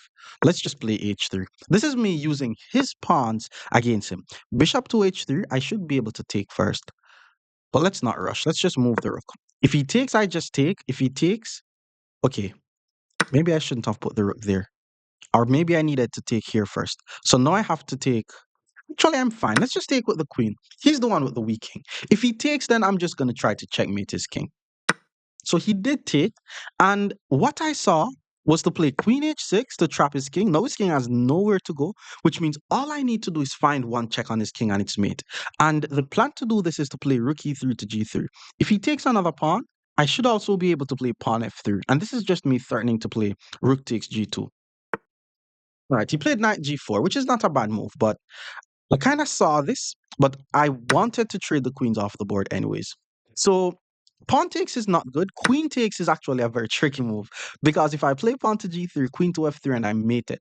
But what I saw was to play pawn to f3, which hits the queen, and then my rook on e2 defend against the checkmate. Okay, there's also queen takes d4 check, which means probably needed to play pawn to f4, which doesn't attack the queen but just guards the mate. But if he takes, I move the king, and he's never going to be able to take on g2 because I'm gonna be threatening checkmate the whole time, basically. But for 1100, I think this guy played really well. So check, we move. He's not able to take due to mate, and well, he did take. Played a bit too fast, bro. This is not just mate. Once I take with the rook, your king can't move. No, you have to block with the queen, and I take the queen, and that's GG's. Good game though. And the opponent resigns. More COLLE system against 1200 rated players. Stick around. Opponent is now 1200. Let's play some more COLLE system. All right, we're seeing normal stuff so far. Whenever this bishop is on f5, I like to play bishop d3 because if they trade, there's a little queen b5 trick that immediately wins a pawn. For example, if they play knight to f6, then I'm already going to be ahead by a pawn. Now, queen to b5, this is called a fork, by the way. Notice the king is exposed, the pawn is unprotected. The only downside of this, you may say, is okay, I'm moving the same pieces, which is the queen, 1, 2, 3 times. And I'm going to have to spend two more moves to get this queen back in the game. But a pawn is a pawn. Once I finish my development very quickly, then I should be fine. So he plays knight d7, I play queen takes. If rook b8, that should be another pawn. So he plays a5. Yeah, that pawn move didn't really do anything. Let's just pull the queen back. If rook b8, I'm still going to take. Nah. If rook b8 and I take, then bishop to b4 and I lose the queen. So he's completing his development. Let's complete our development as well. Let's get the king castled. He castled his king. We put our knight on d2, regular COLLE move. So that way, eventually we're able to play e4. And then after everything is cleared, I'm going to be ahead by a pawn. So yeah, if he plays queen e7, his development is complete before me, but I'm the one who's ahead by a pawn. And I have no weaknesses in my position. So pawn a4. Let's pull the queen back to d3 so that way we're able to play e4. I don't mind if he plays a3. If he plays a3, I mean, I could take because it's a pawn, but I'm just going to play b3. Pawn c5, I'll play pawn c3 always. If pawn c4, we go back. The plan is just to play e4 here. So pawn c4, again, a move that you should like to see because once you pull your queen back, e4 is going to be the next move. All right, queen to b6. Not sure why he played that. But one thing I could say is I'm going to play a3 so that way he doesn't play a3 because I'm not seeing how he's going to prevent e4. Maybe he needs to play e5, but if he plays e5, he's weakening his pawn on d5. Yeah, he played e5. I don't want him to play e4, so I'm definitely going to take. And then once his knight takes, I don't want the knight on d3, so we're going to be taking again. And then once the bishop takes, it doesn't threaten anything, but I need to ensure that I'm able to get my dark squared bishop developed. So I'm going to play e4 without playing knight f3. Maybe after I take, I should be able to play knight f3, but I'm just trying to develop my dark squared bishop, to be honest. Queen d6 is not bad. I mean, he's attacking h2 twice. F4 doesn't work. If knight f3, he takes. I mean, there's G3, F4 though. Let's play G3. He has to be careful not to get his bishop trapped because F4 could be trapping his bishop. If he takes, however, I'm not able to play F4 due to en passant. So if he takes, I just take back, hit the knight, hit the queen.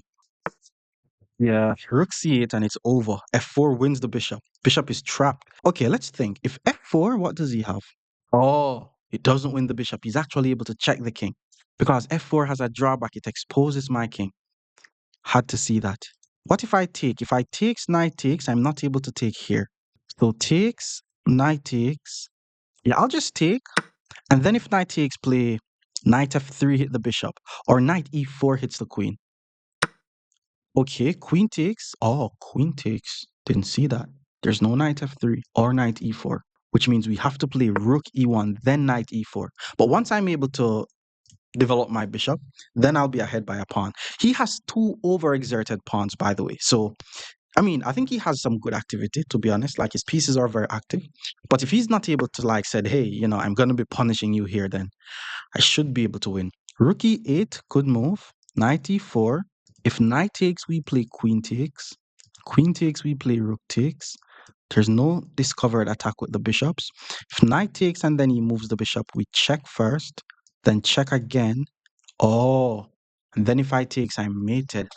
Interesting. All right, with that being said, what if I play knight f1? Because I have to develop. Knight f1, knight g4. Oh, and okay, and then I have queen e4. Like once he moves the knight, I'm able to play queen e4. So bishop to g5. Bishop g5 is eventually what I want to do. Maybe even bishop e3, but anything that helps me to develop my bishop. Because developing my bishop also allows me to get my a rook active in the game. I mean, queen c5. I don't think that was good. Maybe he wants to play knight g4, but I already said my plan was to develop my bishop. Now he's helping me to develop the bishop and attack his queen. Once he moves the queen, then I play rook d1, and then I'm just getting all my pieces in the game. Okay, queen went back. Knight g4 will attack my bishop. Shouldn't be afraid. Let's go rook d1. I have light square weaknesses, but he does not have a light squared bishop, which means his knight is strong on dark squares now. So like, for example, if his knight was on g5, knight g4, however, hits the bishop. Doesn't do much. I'm just trying to trade, to be honest. So maybe even queen f5 hits the knight. Let him take with the rook, hit the bishop, and then just trade everything off the board. Because I'm the one who's ahead by a pawn. So let's just start trading here. Like if you're under attack, you should trade. If you're ahead in material, you should trade. Okay, knight takes e3. Now we play rook takes e3. We have two pieces attacking the bishop. He only has one defender. Once he moves the bishop, I should be able to double up on the e file, where a bunch of trades is gonna happen. So bishop goes back. Okay, let's not do that. Let's just trade. I think it's good to trade and then get my knight active on e3. Now once he takes with the rook, I play knight e3. His rook is not as active as my rook. He still has two overexerted pawns. Pawn g6 attacks my queen. Let's go queen d5. Very simple idea. You're ahead in material, trade the pieces off the board. The good thing is, if he moves his queen away, he's losing his pawn. And if he takes with the queen, not sure what piece I should take with. For example, this move, he moves the queen away, he's losing the pawn. Maybe he thinks he's attacking my pawn on b2, but knight takes e4 not only protects my pawn, but it also attacks his queen. So now we're ahead by two pawns, and this pawn on a5 will hang soon. All right, queen c7. Yeah, there's queen d7 here because I'm trying to trade. Queen d7 hits the queen and the rook. If he takes, I just take. I mean, he gets some access to my second rank, but my knight guards the pawn. Yeah, let's go for it. Just trying to trade here. And yes, I'm leaving my knight unprotected, but if he takes my knight, I'm just going to take his rook. Rook to d1, then I just take his queen. Okay, he's trading. Very good. Let's just take. That pawn will die soon. Rook e2, okay, that didn't help because my knight is already guarding the pawn. So let's play rook a7. We're in the end game. We know what the plan is. Hack weak pawns. And even if he tries to attack my knight, rook takes guards the knight. So this is completely lost for black. Moves the bishop. That's just a pawn. Now that we have the passed pawns, what should we do? Roll the pawns up the board. All right, so he moves the rook. Let's give a check here just to force him to block with his bishop. And knight e5 I like. but his rook guards the square. Let's just roll the pawn, to be honest. Pass pawns must be pushed. That didn't do anything. Let's keep rolling the pawn. Moves the king, we roll the pawn. Pass pawns has to be pushed. Moves the rook, don't care. We roll the pawn. Develops his bishop, and now we have a very nice tactic to queen the pawn. Like if you notice, he has nothing guarding the square. My rook is in the way, so I just need to move my rook out the way. The thing is, if I move my rook, I lose the pawn. But what are we going to do? Move the rook with check. It's a forcing move. And once his king takes our move, we promote the pawn, we have a queen on the board, we win the game. Okay, now this should just be winning. Once the king move, okay, queen c6 hits both pieces, but he's able to check with the rook. So I'm going to play, all right, he blocks with the bishop. Let's play knight e5, hits the rook, and maybe just roll another pass pawn up the board. Okay, rook moves. Let's guard the knight first. If f6, then I take, and I'm completely winning. All right, so he moves the king. Maybe he wants to play f6. No. Yeah, I don't mind if he plays f6. Let's just roll the pawns up the board. I'm trying to promote to another queen. Okay, f6. Let's hit the rook. Okay, checks. King up. All right, now I'm just gonna... okay, how are we gonna finish this guy off now? He wants this pawn. Let's give a check. Let's force his king to move. Then maybe queen f7 hits the bishop. So if he takes my pawn, I take his bishop. Bishop now has to go to g7. And then I... Okay, this ends the game. Knight e7 ends the game. Because how is he going to prevent me from taking on g6? Maybe moves the king, but then I take. And then he moves the king. Knight f5. So once the king moves, knight f5 hits the bishop. And once the bishop move, we take here with check. Also hits the bishop. Now once the king move, all right, let's go knight to d5. Maybe I'm trying to go knight e6 and grab the bishop. I don't necessarily need to rush this though. Okay, rook moves. Now we go knight e6, threatening to just take the bishop off the board. The bishop is not able to move, by the way, so I'm assuming he's just going to pull the rook back.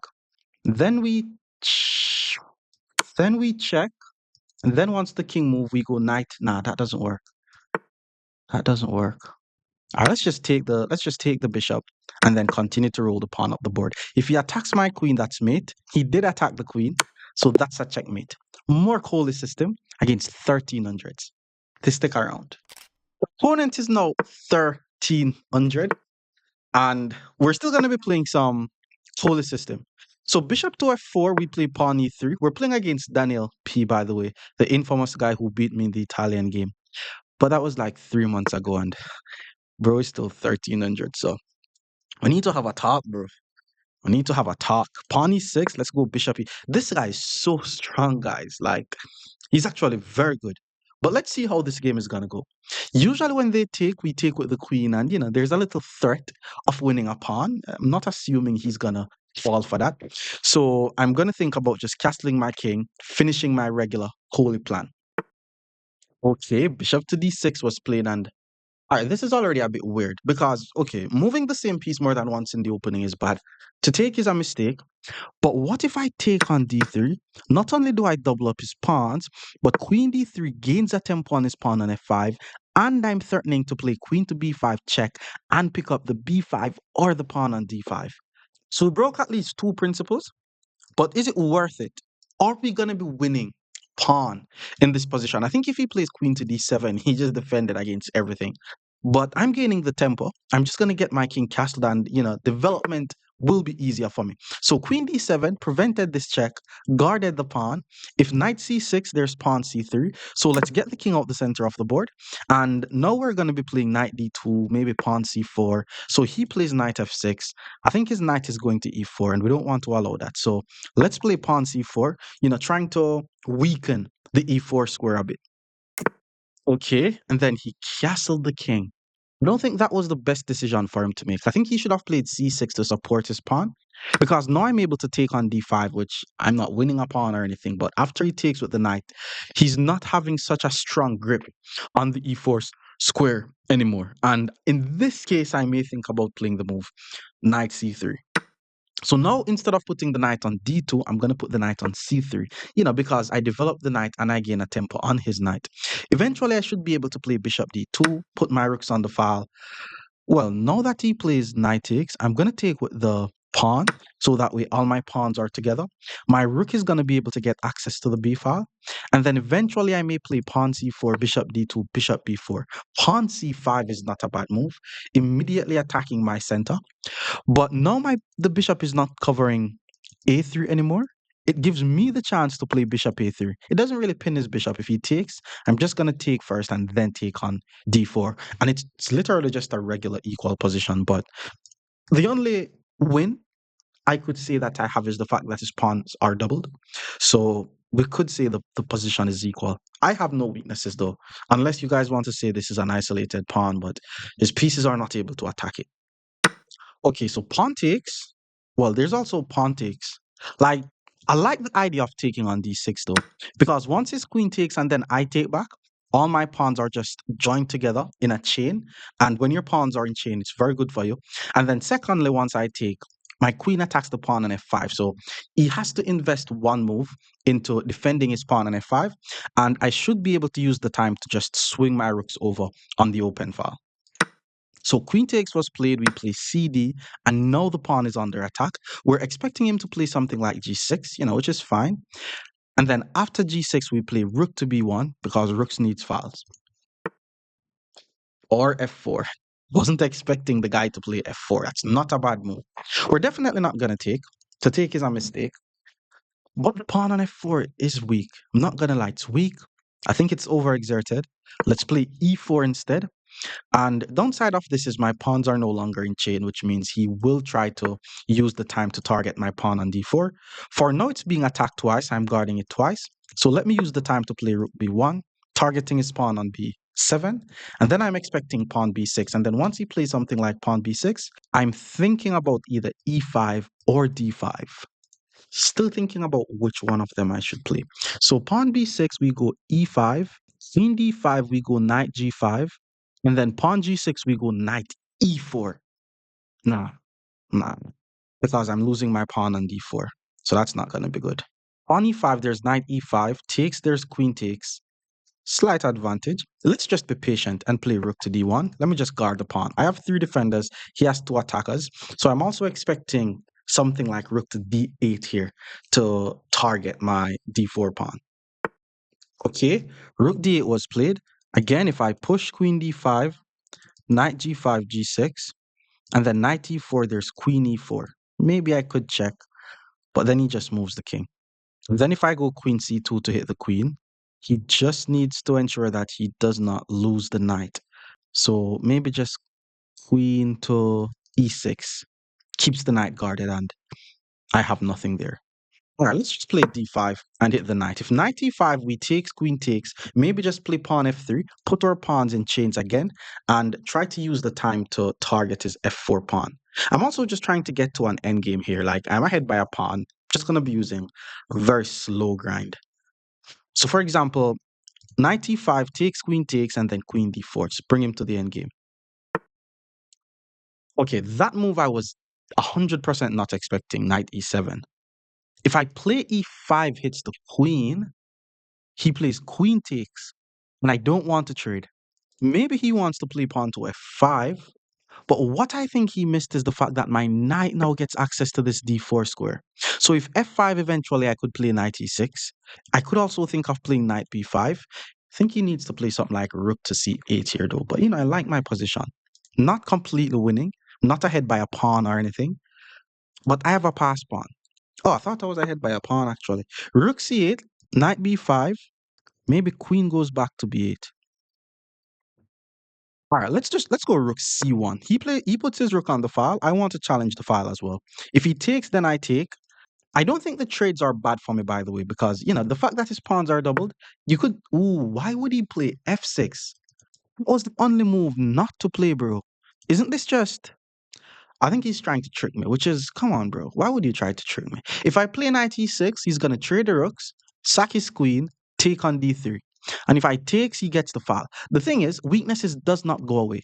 And the e6 score is just always gonna be weak for the remainder of the game. So shame on you trying to trick me. Okay, what do we play though? He should have at least tried something like pawn f5. Let's just play. I want to play g3. but I kind of want to win this pawn, not trade it. Let's say queen h3. Okay, let's just play pawn h3 first. Let's try pawn h3. So we're not getting checkmated. Now that he plays knight f6, he wants to play knight e5. Now I'm getting access to the c6 square. What if I takes, rook takes? What if I play knight f5? Because the knight no longer guards the f5 square. So knight f5 hits the queen. Knight e6 hits the rook, but that's a trick. Knight b5 hits the queen. I like knight b5 because it also attacks his unprotected pawn here. Or just knight c6. Knight c6, rook takes queen. Let's go knight c6. Hit the rook, hit the pawn, and if the knight goes to e5, we just trade. Keeping things simple. There's also plans of playing queen to a6 to apply more pressure to a7, and I may just play pawn to f3 again to keep my pawns in chain. He played knight e5, which is a very nice move. The guy's like, I'm not going to move my rook. I'm going to just trade the knights off the board instead. But that's fine. Let's just trade the knights. I'm thinking of queen to a6 eventually. Pawn takes was actually kind of weird as well. Because once my queen gets access to a6, I could get full control over the c file. Like queen a6, let's say takes, pawn f3, queen b7 with the plan of playing rook c7 should be good enough. So let's play queen a6. I think white has a slight advantage now. I want to play pawn to f3, but I don't want to be wasting any time at all. Okay, so we were expecting that trade. Let's take. There's also rook to c8, trying to just trade the rooks off the board. Rook to d7 definitely weakens his back rank. Yeah, this should be losing. I mean, if I check, there's king up. So let's play queen check. And if he still plays king up, we go queen h8, hits this pawn. Yeah, this is lost now, bro. This is lost. I mean, okay, rook to c6, queen e7, rook e6, maybe queen d8. So let's play queen h8, attacking the unprotected pawn, but I'm actually trying to double up the rooks. And then his whole back rank is going to be weak. And I'm going to be threatening all types of checkmate. For example, queen e8 is already going to be a checkmate in threat. Oh boy, so he decides to move his king because offense is the best defense. I'm still going to be going down there. Okay, there's no checks though. This is winning.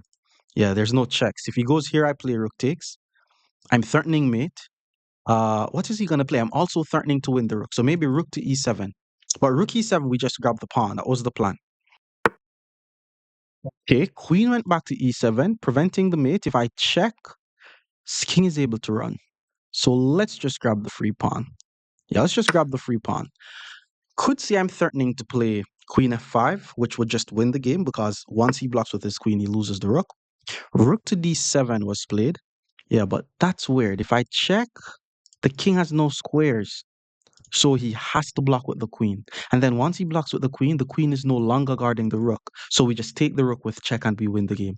So queen f5 just completely wins the game because the king is just not able to move. So queen f6, we take on c7 with check, forcing the king to move, trade the queens off the board, and then we just roll the pass pawn, and that should win the game.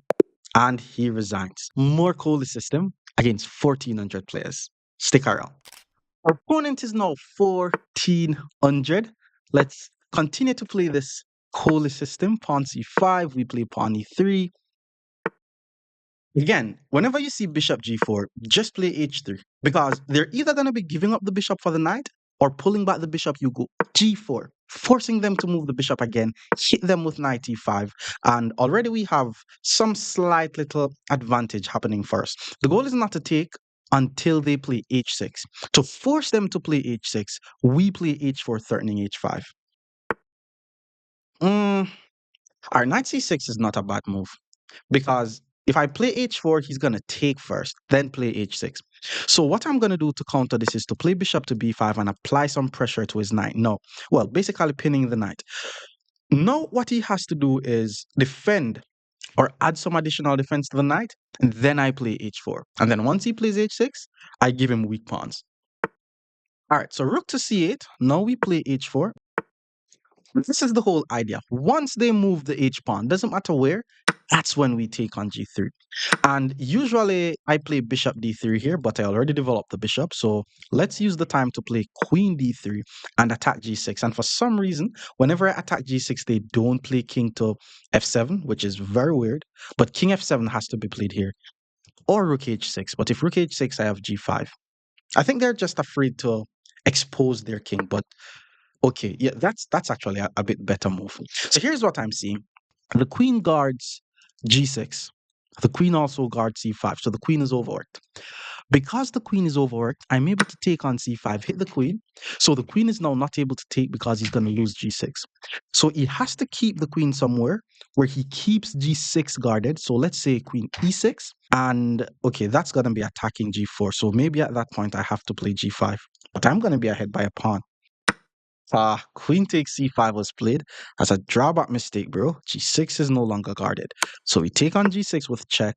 I guess he saw it because now his queen hits my bishop and c2, but my queen guards c2 and knight c3 simply develop my knight and guard my bishop. So if he takes, I have queen takes, so I'm fine. Maybe rook h6 is kind of annoying, but pulling the queen back attacks here. Maybe pawn e4, but then he plays pawn d4. Pawn to a6 hits the bishop. Now, I am head in material, so I want to trade. But if I takes rook takes and he gains tempo on my queen, so let's pull the bishop back.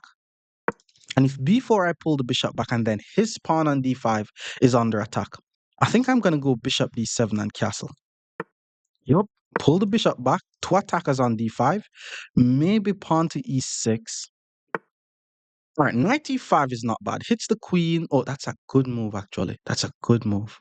But I think I have a very nice move to counter this. He's hitting my queen and he's hitting g4. But if I play queen f5, I hit the knight and the bishop at the same time. Is this a fork? Unless he plays knight d7. But I'm not seeing anything forcing that he's able to do to protect his pieces. So I really like my position here. Knight back to d7 loses a pawn. Otherwise, he's losing an entire piece. Right. So he found knight d7. I'm not gonna lie, like those pawns that he's giving me is enticing and all, but I'm trying to get my king castled. I really like this move though, pawn to g5, delaying the development of his knight for a bit. If pawn e6, I just take, so he's still not really sure how he's gonna be defending this, unless he push, but that doesn't defend it. Bishop d2 and queenside castling is a plan here. All right, rook c6, not sure what that does. Because he's not able to play rook f6 hits the queen. And he's also allowing me to play bishop takes and hit the rook. Okay, rook d6. That doesn't work due to this. But now I'm able to play e4, guards the bishop. Bishop e3 is coming to hit the queen, castling the king, and then all my pieces are going to be very safe. Plus, I'm ahead by 2 pawns. So pawn g6 hits the queen. That's fine. Where do we put the queen? Let's just pull it back to let's pull it back to h3 so that way knight e5 doesn't attack it. Bishop e3 is the move I want to play next to get the tempo on his queen and then castle my king. It's up g7. Okay, that's not bad. That's not bad. Now if bishop e3 takes, queen takes. Dang, that's annoying. It's very annoying. Oh, okay, I'm castling on the king side. I'm castling on the king side. He doesn't have enough pieces to do anything about the fact that I'm exposing the pawns on the side that my king is on. Now I'm definitely able to play bishop e3 and hit the queen. Okay, bishop takes. Let's just take back. And then he played queen takes. I guess he was expecting me to trade queens. Now I'm just ahead by a queen. That's crazy. And he resigns.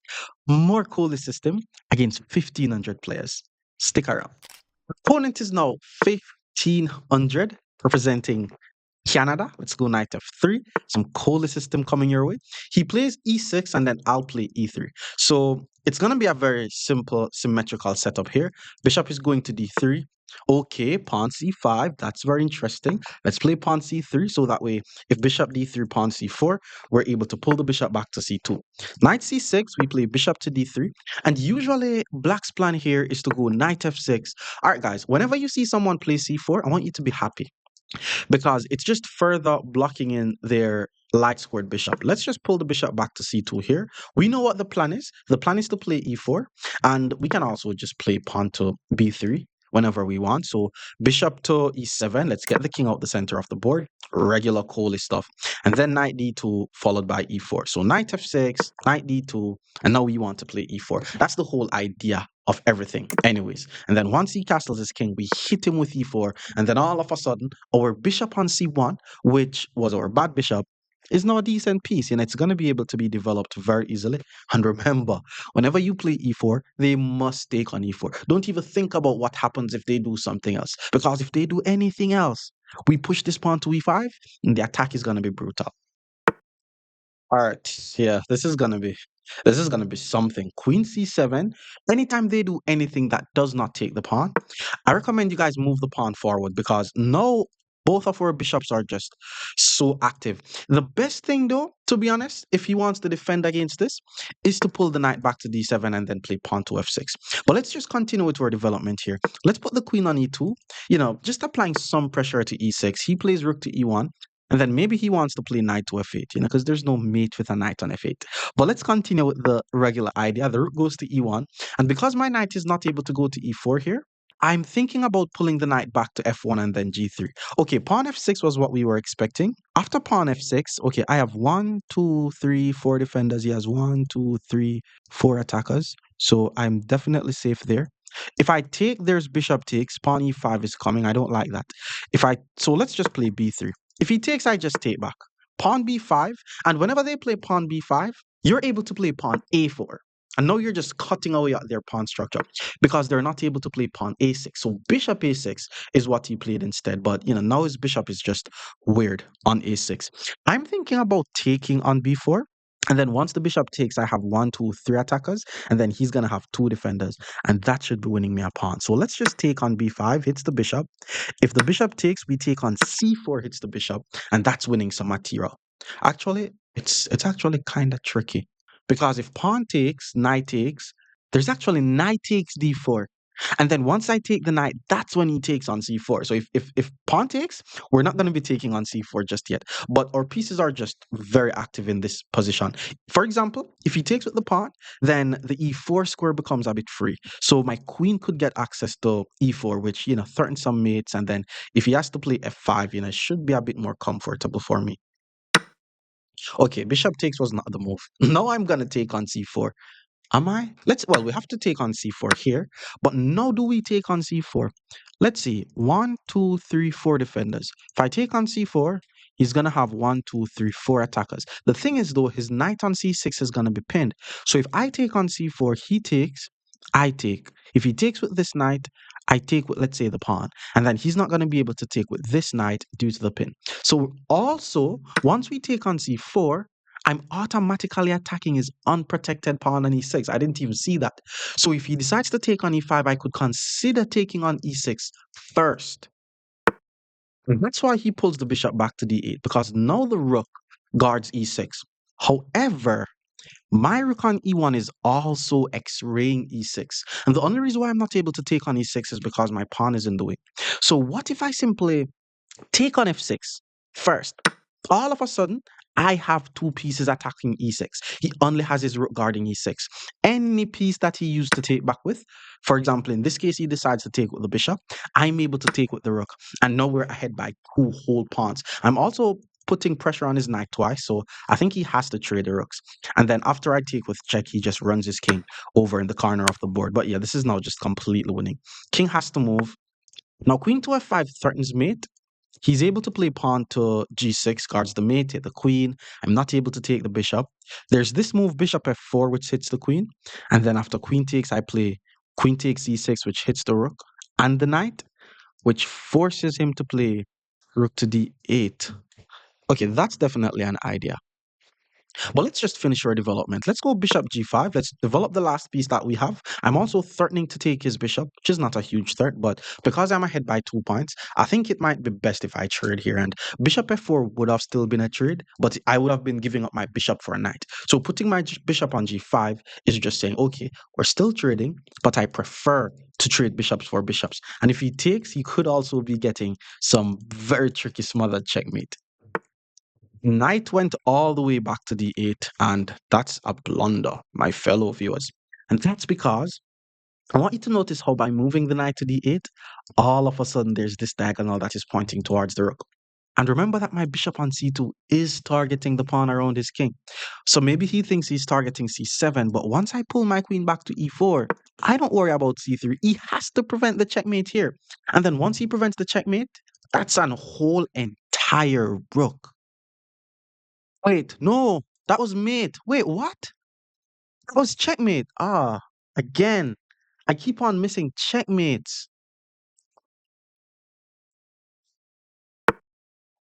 All right, knight to f8. Let's just take the rook. That was bad, by the way, guys. Hopefully, I really hope you guys saw that I just missed a checkmate. Let's just take the rook. Ouch. Now he's able to play queen takes c3, which is fine. He hits the rook, hits the bishop, but rook c1 just guards everything. So he took, let's go rook c1, just keeping everything guarded. There's some ideas of me playing bishop takes h7. It doesn't really come with a check though, so I'm not sure how forcing that will be. What he could try is to take on g5, and then once I take back on g5, he plays queen b2. Okay, which is what he's going for. So he took, I take, I think that is forced.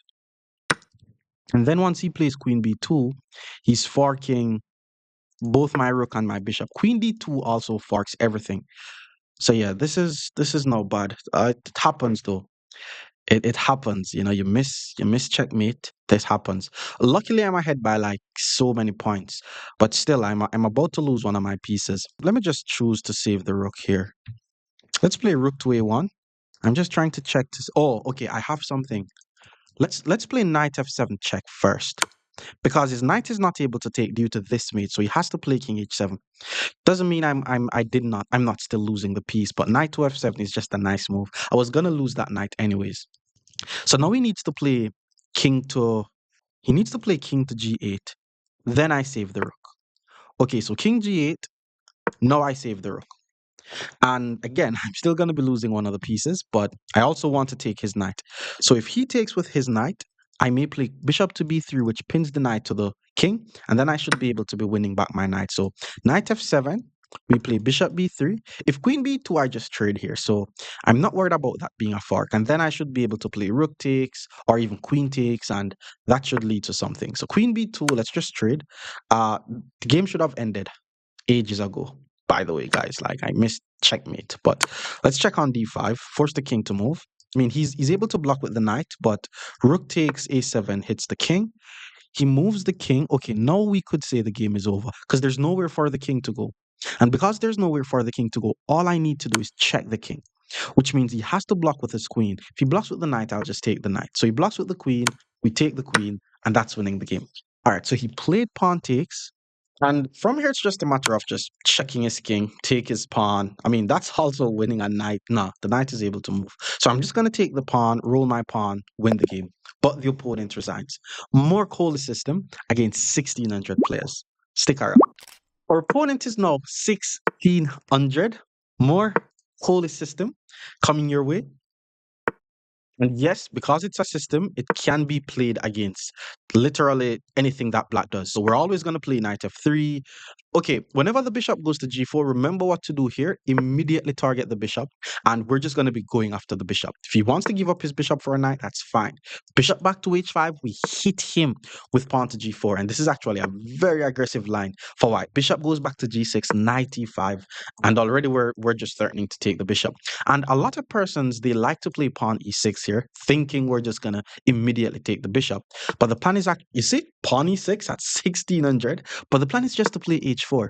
This is just winning for white. And it's not winning in a case where, okay, you just don't have to do anything to convert the game, but he has to play h6, and that's when we take on g6.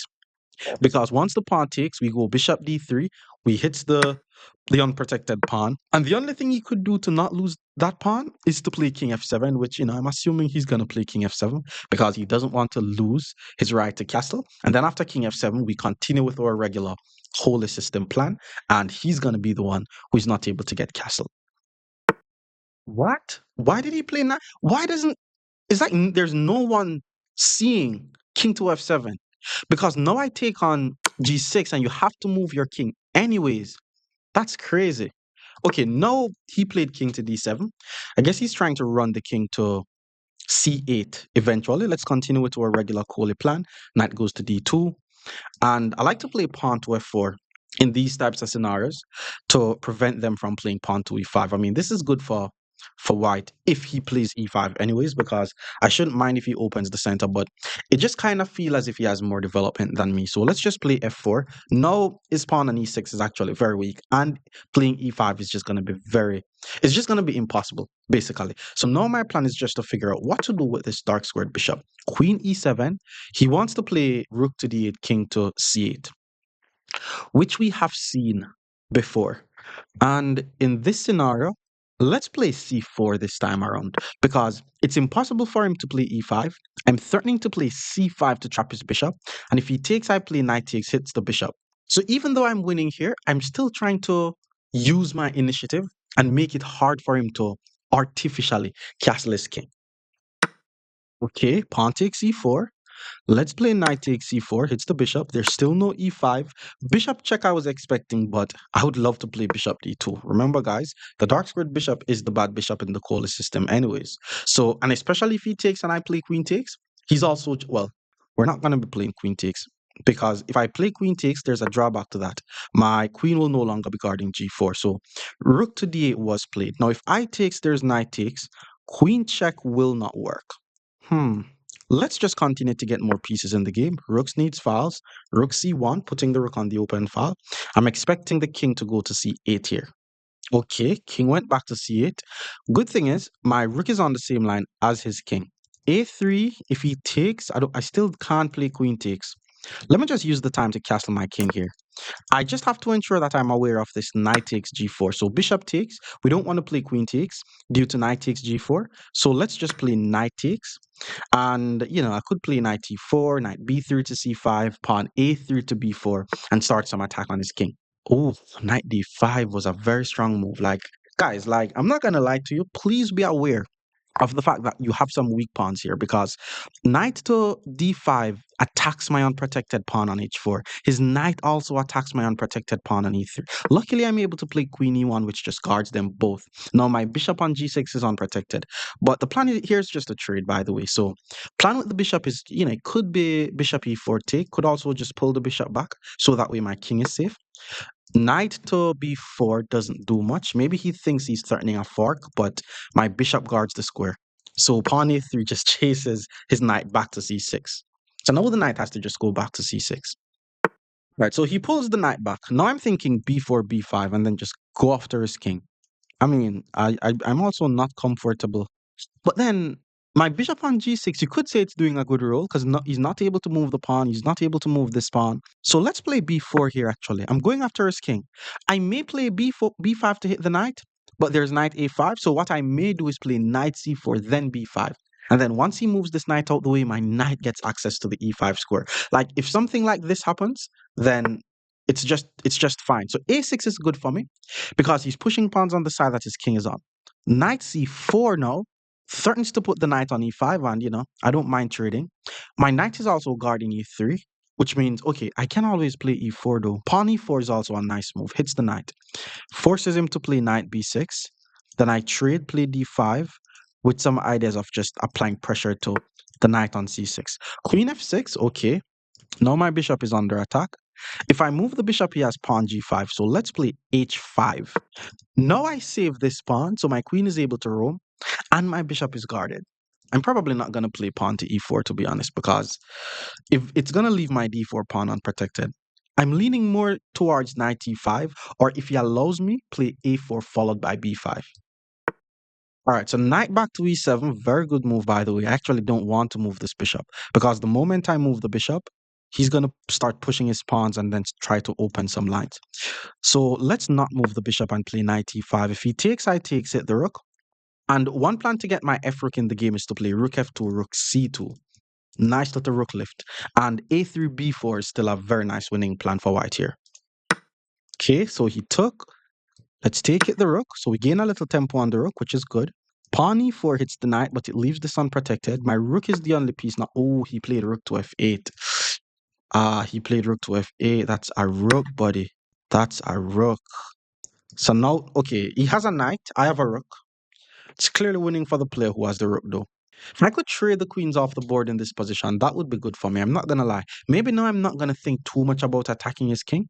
And I'm just going to be focusing on trading the pieces off the board. So after he plays something like rook takes, I go maybe queen g3, so that way I could play some f5 plans. But because his knight is on d5, I still have to play rook f2. So pawn c6, we go rook f2, rook c2, get full control over the c file, and then we think about playing a4, b4. So rook c7, we play rook c2. Notice that all my pieces are active here, by the way, guys. I'm not necessarily thinking about any sacrifices, but he's just trying to be sure that there's no sacrifices there. I'm not able to play a4 because I lose this pawn. So let's prepare it by playing rook to c4. It's okay to be very patient here. I'm just trying to play as positionally as possible. Okay, rook to f7 was played. There's nothing here that he's threatening. So let's play pawn a4, which was a mistake. I think I'm playing a bit too fast because his knight is able to go back to b6, and that's just forking my rook and my pawn. He didn't do it though. He plays rook c7. So let's just play b5 here and then just trade the pieces off the board. And yes, he's covering the square twice and I'm only guarding it once. But once I takes and he takes, trading the pieces off the board is only helping me at the end of the day. And once he plays knight takes and I play f5, I'm also going to be applying more pressure to his pinned knight, which means his queen is going to be tied down to guarding the knight, and then it's just going to be very easy for me to play. King d7, okay, he's trying to get more pieces in the defense. I'm still going to take though. I'm assuming he's going to take with the pawn, and pawn to e4 hits the knight, but once he moves the knight, my rook is under attack and I get nothing. Pawn to g5 hits the queen. Once he takes, I'm thinking about queen takes. That leaves my f-pawn unprotected though. So that being said, let's play king to f2 first, so that way the e3 pawn is guarded. And then once I play g5 and he takes, I'm able to play queen takes. So he moves the queen. I think he saw what's coming, or maybe he wants to start some attack on this side. But let's continue with the plan. I shouldn't be afraid of any little attacks that he have. Once he takes and I play queen takes, his pawn on g7 is just going to be under attack. So moving the queen too far away is going to be bad for him anyways. All right, so he did move the queen. Nothing is under attack though. Like, this is being guarded. Uh, okay, I need to activate my pieces just a bit more. I think I have a very nice move, pawn e4, because I attack his queen with my queen, my pawn attack his knight, and any queen check that he plays, I block with the rook. Nah, because if pawn e4, queen b2, yeah, it works. Pawn e4, queen b2, rook c2. And his queen and his knight is going to be under attack. So I could say me putting my pawn to e4 forces the queens off the board, which should be the goal. If you're ahead in material, the plan has to be to force the queens off the board. He also has less than a minute on the clock, so it's over, my Ghana friend. So he did trade the queens. Knight is now under attack. Knight moves, hits the rook. Rook to e3? Where's he gonna put the knight? I'm seeing no square for the knight, bro. That knight is trapped. It's GG's here. And the opponent resigns.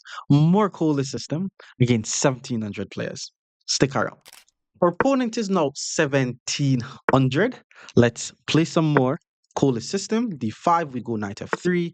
Bishop f5 immediately was played. And let's just continue though. Let's play pawn to e3 here. Knight to f6, bishop goes to d3, still the same setup. Now, if he decides to take on d3, there are options that we have here. We could go queen takes d3 and then castle. We could also play c takes d3 and then castle. Let's just play queen takes here. I mean, we don't double up the pawns. We threatened to play queen to b5, which he fell for. So that's nice. And one thing I want to tell you guys is whenever someone moves these types of bishops, you have to have a look on it because it leaves the pawn on b7 unprotected. So even though it was not like a drawback mistake, you have to say there is a drawback for his last move.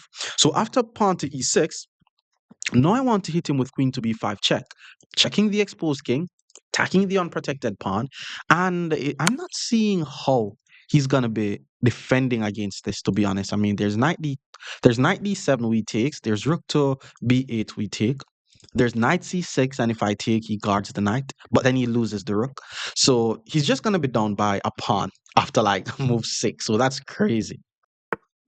Okay, knight d7, just grab the free pawn. Only downside of this is the fact that my queen has taken a tour. One, two, three queen moves, which means once he cast land play queen e7, his development is going to be complete. So I still need to ensure that I finish my development as quickly as I possibly can. So let me just get my king out the center of the board first and foremost. He got his king out the center of the board. Let's play knight to d2. We know that's where the knight belongs. And if we're never able to play e4 to develop our bishop, there's always b3 followed by bishop to b2. But let's see, eventually, maybe we could still play e4. Queen e7, the guy's development is now complete. I am seeing a rook going to b8, hitting my queen, and then after queen c6. Okay, there's also no rook b6. So maybe he wants to play e5. On e5, and if I take, he plays knight takes, and if I take, he plays queen takes, and he's fine. All right, let's not. I don't think we have to worry too much about that. Pawn b3, there's pawn e5 though. So let me just not get my queen trapped. Let's play something like queen b5 or maybe even queen a6. So that way, once he plays rook b8, it doesn't come with tempo. Eventually, the plan is to pull the queen back to d3, maybe e2. And I want to play e4 eventually, or I want to play b3, bishop b2. I think he will get the chance of playing pawn to e5 first though. So if he plays e5, I may just capture everything, put my knight on f3, and I'm fine. I'm the one who's ahead by the pawn at the end of the day. Okay, pawn to c5, immediate break, which means if queen to d3, there's pawn c4. With that being said, let's just play the move pawn to c3, just keeping our entire center intact. And there's a lot of ideas where we're able to take on c5, then play e4, but I'm just not able to play e4 though. So if my rook was on you, okay, pawn c4, it's not a bad move. Looks like the guy wants to trap my queen. Okay, now I want to play rook to e1 so that way I'm able to play e4. I'm still not afraid of him playing pawn to e5 because I'm always just going to take. There's queen to a3 followed by queen c2, then try to play e4. But again, I think I need to be on the. I think I need to prepare for him playing pawn to e5. So let's go with rook to e1, threatening pawn e4. And then if he plays pawn e5, we do the trades on e5, and then I could either think about playing e4 based on what he plays, or if his queen and his bishop is battering towards h2, then I just go knight f3, hit the queen, guard h3, and then I'm fine. Rook to b8 was played. I think he wants to play rook b6, hits the queen. But that allows me to play e4. The good thing is, if he ever plays rook b6, I'll always go queen a4, queen c2. So let's just play pawn to e4 here. I think he needed to play e5 a bit quicker. Rook b6, we play queen a4, and the queen is just going to be very safe on c2 here. I'm also threatening to fork, and whenever you play the COLLE and you play e4, they actually really need to take on e4, because if they allow you to play e5, even if it's not a fork, the space that we get is just going to be too much for them. Ooh, bishop to f4, a move I was not expecting. That has to be a mistake though. The rook is on the same line as the queen. So I'm just going to take the pawn. If I take the pawn, his e-pawn is pinned, which means he's not able to take with the pawn because he loses the queen. And the d-pawn is the main defender of the c-pawn. So if I take the pawn and he takes with the knight, then knight takes c4 hits the rook. And his bishop is going to be under attack here. So taking on d5, that's just another pawn, sir. Yeah, this is not winning. I think he wants to take on d2 first, and then if I take on d2, he plays rook takes b2. But if he takes on d2, I play knight takes d2 with the same thing. His pawn on c4 is going to be hanging. So knight takes d5 was played, which means there's just nothing guarding the pawn on c2. So now I'm just going to take on c4, hits the unprotected rook. Now, if he plays bishop takes c1 first, I may just take back the bishop, because if I take the rook, he takes hit my queen. And then I have to play bishop back to c2. But that's good for me though, right? Nah, that's not good for me. Okay, so he took the bishop. If I take the rook, he takes it my queen, and then when I move, he moves the bishop, and then he gets two pieces. So let's just play rook takes. The funny thing is, the only bad piece that we have in the COLLE system, which is the dark squared bishop, I got rid of it. So now I'm just ahead by 2 pawns, and he has nothing in compensation. My next few moves could be knight e5, and then I'm just going to be attacking and playing in the center of the board from here. And because I'm ahead by 2 pawns, every trade is good for me. Okay, rook back to b7. Thinking about knight a5 hits the rook. Rook c7. Okay, knight a5, rook c7. There's pawn c4 hits the knight. And then I'm going to be able to play pawn d5. I'm also thinking of just a simple knight e5, but it's also important that we play forcing moves. But he's definitely going to be putting one of his knights on the b6 square once I move this away. So let's just pull the queen back to c2 first. So that way we don't have to worry about any attacks. I'm leaving my knight unprotected, but there's nothing attacking it. Knight e5 is coming in the future. There's also queen e5, which is a nice threat because my rook is on the same line as his queen, which means if I sacrifice my queen and then his pawn takes, I win back the queen, so that would be free material. He plays h6, thinking I'm trying to attack h7. That wasn't really the plan, bro. If queen e5, though, there's knight f6. So let's just play knight e5. Let's just jump in with the knight. Let's just get rid of some of the pieces off the board. If he takes, I takes, and then all trades are good. Maybe I'm going to play rook takes, though, because my c rook isn't really doing much. All right, knight f6. He doesn't want to trade, which is the correct approach. Let's continue with knight e5. Hits the rook. Knight doesn't belong on the edge of the board, but the plan is to play knight c6 to hit the queen this direction. And then I can play moves like c4 to hit the knight. So okay, the rook moves. If knight c4, queen e8 or queen d6 immediately hits the knight. So because we don't want to rush that, let's play. Nah, pawn c4. There's knight b4 though. Or is it knight c6, queen d6, pawn c4?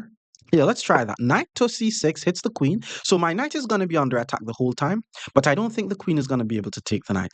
If queen d6, pawn c4, and if he moves the knight, then there's pawn c5. Maybe there's queen e8 hits the knight though. If queen yeah, if queen e8 we push, queen e8 was played. Now we play pawn c4 hits the knight, so the knight still has to move. I'm thinking about playing pawn to d5 so that way after takes takes it opens the e file for my rook, which is pointing towards my queen, but it also opens the c file for his rook, which is pointing towards my queen. So it's tricky. Knight b6, push doesn't work. Hit the knight, he goes back. Could say he's threatening to take. All right, we definitely don't want to allow his rook to take our knight. So maybe the best is just if I put the knight back somewhere. Let's just put it on. Let's put it on b4 for now. If knight a5, there was. Okay, there actually wasn't queen a4, which means he's able to play a5. But I should be able to play knight d3 to c5, and that's still a good score for my knight. I have 3 minutes on my clock though, so he hits the knight. Let's just pull it back to d3. But with two extra pawns here, this is just very easy to win. My pawn on d4 is unprotected. Rook to c8, not bad. He has 1, 2, 3 attackers. I have 3 defenders, but my queen is in the way. The plan was to play knight c5 though. Now I have this very strong knight. Obviously, he's not going to sack his rook. And if knight d7, I should be able to just comfortably trade everything off the board and then just win the endgame. I'm not sure why he would put his rook back on a8. Maybe he's trying to defend this in some way. I'm not sure. But all my pieces are now active. So I'm thinking about just improving the activity of my pieces even more. So I'm going to play the move rook to e3. This is called a rook lift, by the way. It comes with some ideas of playing moves like rook to g3 to hit the king. Maybe I want to double up my rooks on the e file. Maybe I'm trying to swing the rook over like this. All right, knight went back to d7. We obviously want to trade. We want to trade everything off the board. We're the one who's ahead in material. So let's just start trading. Let's just take the knight. He takes. Let's just take again. Queen takes hits my unprotected pawn. But queen to e4 guards the unprotected pawn and attack the unprotected rook. Offense is still the best defense. I'm expecting rook to d8 to hit the pawn on d4. Rook to d3 will guard the pawn. Everything is going to be guarded. Pawn b3. Okay, rook to b8 also makes sense because he's hitting this pawn. If pawn b3, there's pawn a5, but I don't care because my rook on e3 guards it. And then I may want to play rook to d1, putting my rook on the same line as the queen, pushing the pawn up to d5, creating a pass pawn. Rook to d8, let's go rook to d1. He's playing a bit fast, by the way, because his time is higher than mine. But I think this is way more than enough time to win the game. Pawn to a4 we were expecting, but if he takes, I just take back, so I'm fine. Pawn to d5, takes is an idea. I'm going to play pawn to g3 first, just to create loft for my king. I don't want anything weird to happen in the end game, and then I have to be worried about like my back rank. But I think I have the perfect plan. So queen e7, we play pawn d5. I mean, he puts his queen on the same line as my queen and my rook, so that was already kind of weird. But the plan from here is just to trade everything off the board. I also have these very strong pawns rolling up the board, and you know the saying, passed pawns must be pushed. He's not able to take, maybe rook to d7. Queen c5, okay. He clearly wants to take. Let's play queen d4 and then try to trade the queen. This is like a tempo, by the way, because if he trades the queen, it's just over. But then if he moves the queen, I can also start rolling my pass pawns up the board. I mean, this is a lost for black. Pawn to b4, queen b4, pawn b5, queen takes queen, then he takes. With that being said, let's first attack the rook. And if the rook moves to d7, then we play c5, hits the queen. And as we said, the pawns will be rolling up the board. Rook to d7 was played. He has 3 attackers. I have 2 defenders, but pawn c4 rolls the pawn. It also attacks his queen. If he wants to trade queens, that's on him. I'd love to trade queens. I have 3 passed pawns in this position. Okay, so he doesn't want to trade queens, which makes a lot of sense. Let's play rook to c3.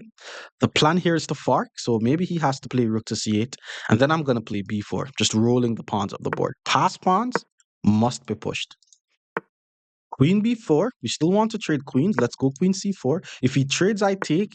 If he doesn't trade, what do we do? I was about to say roll the pass pawn up the board, but that blunders the rook. That would be embarrassing. Let's play queen b3 first. Plan is still to roll the pass pawns up the board. So the queen move, if I push, that doesn't work. Let's play rook to a8. Take this open file. Maybe when I play queen c4, I'm going to be able to push. Or queen a4, then push. Queen a4 may force the queens off the board, by the way, because his rook is going to be behind the queen. So once he pushes the pawn, we play queen a4. And if the queen goes back to b7 trying not to trade, which is what he did, because the queen and the rook is adjacent to each other, I'm able to hit him with the move pawn to c6, forking the queen and the rook. Now the queen has to move. Now I'll take the rook. Okay, but then if he moves the queen and I take the rook, he takes my rook. He didn't see that, so he sack his rook. And this is now just completely winning. He also only has 20 seconds on his clock, and I still have 2 pass pawns rolling up the board. Let's play rook to d1. I don't care if he takes. Okay, he moves the king. Pass pawns must be pushed. Okay, this is now just over. Well, the opponent resigns. More COLLE system against 1,800 players. Stick around. Our opponent is now 1,800. Let's play some more COLLE system. And again, it goes pawn e3. He plays pawn e6. This guy's playing fast, by the way. Let's go bishop d3. We have to be careful, trying not to get in any time pressure. Let's get the king out the center of the board. And then after he castles, we go knight d2. This is the whole thing that we looked on. And then he decides to play pawn to b6. Now, is it time to play e4? Because if we play e4 takes, knight takes, he plays bishop b7. But I should be able to play queen to e2 and then just continue with the plan. So let's go for e4 now. He needs to take, by the way. Now we take, and then he needs to play bishop b7. Now that he plays bishop b7, we don't want to take because, to take is a mistake. We know that. So let's go queen e2, apply some defense to our knight. Rook e1 could come, knight to d7. And usually when they do this, they want to take everything on e4 and then play knight f6, which is not something that we should be afraid of. So with that being said, let's just play bishop to d2, finishing our development. Bishop f4 was also a very nice move, by the way, probably even more active. Then he plays pawn c5. Okay. He wants to take on d4. So I'm going to take on c5, opening up the d file, and then eventually try to put my rook on the d file. If we see knight takes c5 here, I'm going to take the knight because I don't want his knight to take my bishop. So first he decides to take on e4. Let's take back on e4. And I think what he's doing is after all the trades, play knight takes c5, so he gains the tempo on my queen. Not bad at all. So we need to move the queen. Let's just pull the queen back to e2. Now, this is just a regular, normal, equal position, by the way. So I'm going to have to use some very nice endgame technique in order to win this. And usually when you're playing against someone who, they're just not terrible at chess. Like if someone is not bad at chess, you're going to have to try to press to win them or try to use the slightest advantage that you have. So let's start by playing rook to d1. He puts his rook on the file. I'm putting my rook on the file. And basically, I do not have any advantage. But if I have to tell you guys that I have something, I would say I have 3 pawns versus his 2 pawns on the queen side, which is where I could create a passed pawn. But he could say he has the same thing on the king side. I want to go bishop c3 here, just to put my bishop on a better diagonal. Bishop c3, there's knight to a4. And then once I move my bishop, there's queen takes c2. So maybe my bishop does not belong there. Pawn to b3, he plays bishop to f6, and then he manages to put his bishop on a very good diagonal. So instead, I'm going to play pawn to c4. And if bishop f6, we play pawn to b3. So bishop f6, now we play pawn b3. Eventually, I'm going to put my bishop on either b4 or e3. Not sure yet, but his dark squared bishop is doing a very good role on this diagonal. All right, so pawn to a5. Okay, here's something strategic that I'm about to do. I noticed that his bishop is clearly better than mine. Now, because his bishop is clearly better than mine, we're going to play bishop to g5. What this is doing is we're basically trading off the opponent's good bishop. Like our bishop was not bad, but his bishop was just too good. And now he needs to play h6. And okay, I could pull my knight back to f3. I think knight e4 is the best move.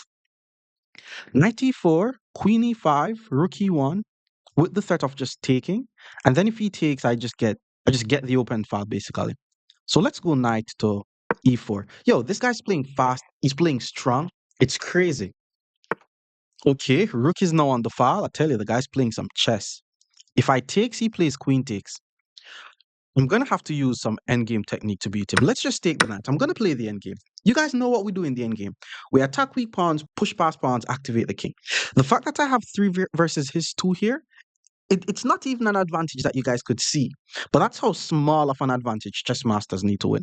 Now, another very nice idea that I'm going to use, which is I'd love for you guys to use this as well, is to whenever there's a fight for a file like this, if you could just play something like rook to d3 or just move your piece forward, and if they take, you take, and then you get access to the file, that's a good way to just take the file over, and then the file becomes yours. Because, okay, if he doesn't trade, I'm going to double up on the d file and it becomes mine. Now that he trades, I take, the file is mine. My next move is rook to d1, and I'm going to be the only one who has access to the file. So what are we doing now? We're counting up our wins. The first win that I have, a very small win by the way, is the pawn majority on the queen side. The second win that I have is the open file. Now that he plays queen f5, he's clearly just trying to, trade the pieces off the board and play for a draw. If I take stakes, then there's going to be two files on the board. It's going to be harder for me to win. So let's just play rook to d1 because the take is a mistake. And we should only trade if it improves our position. And again, if you want to play against me, leave your username and the elo so that way I could just shoot you a message and then we could set up the match. Now, queen takes, I play rook takes, and if I'm the only one with the file, I'll definitely win this game. Also, maybe if he just doesn't do anything, I could now trade the queens and then just start attacking his weak pawns. Let's see. Tell you guys, like having good endgame technique is just crucial. You see what he's doing? He's just trading all the pieces off the board and then he plays rook to b8 because he wants to play b5. I think he's just trying to play for a draw. So I think he's trying to play pawn to b5. So I'm thinking about playing pawn to a4 to prevent that. But then I'm creating a backward pawn. Rook b8, pawn a4. Maybe he plays king to f8. And then at that point, I'm going to try to play something like rook here, king up, or maybe just put my rook on the 7th. Maybe I... No. What am I doing? I'm just going to allow him to push. Because if he push, I push. With that being said, let's just use the time to get the king in the game. Not sure what I was thinking, which is why he's getting his king in the game. Now I'm going to play rook to d7 because rook's on the 7th is in heaven. And if he plays king to e8, I just move my rook to, let's say, a7, just to keep control over the 7th. And then if his rook had gotten the file, I had king e2. So pawn g5, now we activate the king. So I have a better rook. I have the pawn majority.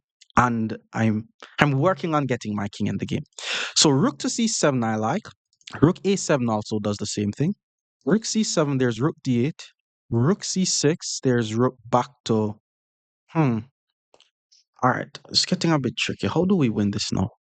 I'm not sure if I want to give his rook access to the file just yet. Because once his rook gets access to the file, it's going to be hard for my king to join the game. Then his king is going to be preventing my rook from doing anything. All right, let's do it this way. Let's play rook a7. So he's going to get access to the file. If he moves away his rook, I'm going to play rook b7. So my plan is to force his rook to keep his b6 pawn guarded. And then I'm going to try to slowly start advancing my majority. It's going to be a hard game to win. I have less time on the clock, but I think I could squeeze out a win like Magnus here.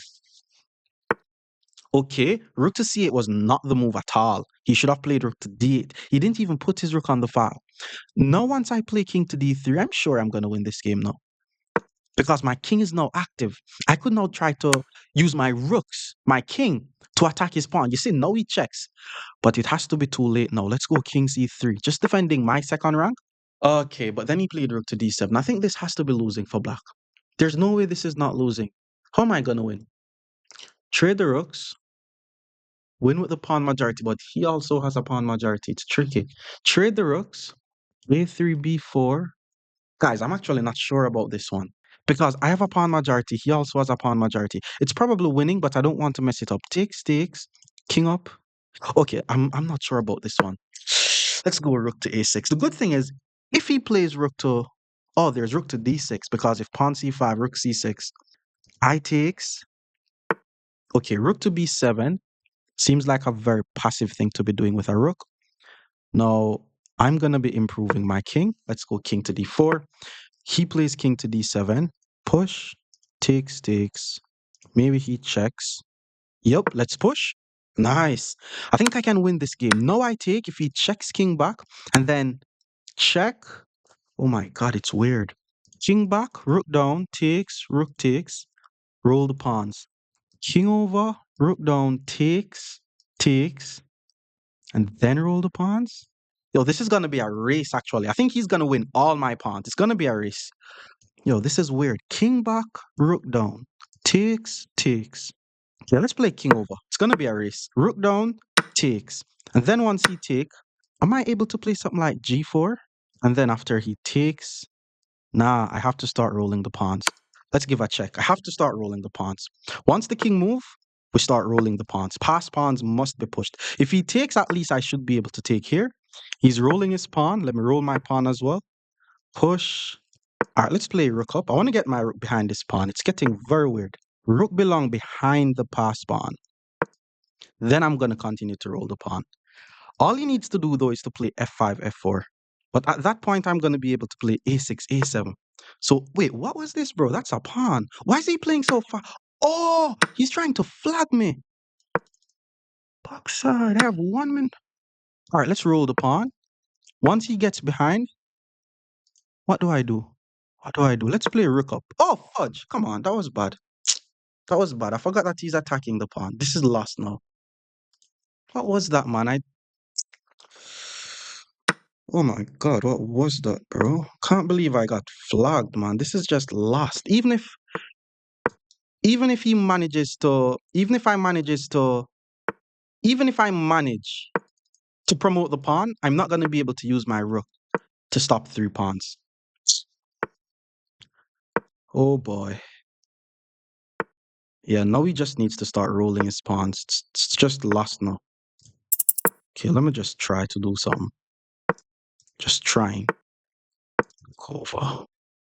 Once he sacked the rook, it's just over. Yeah, once he sacked the rook, it's just over. Alright, let's give a few checks.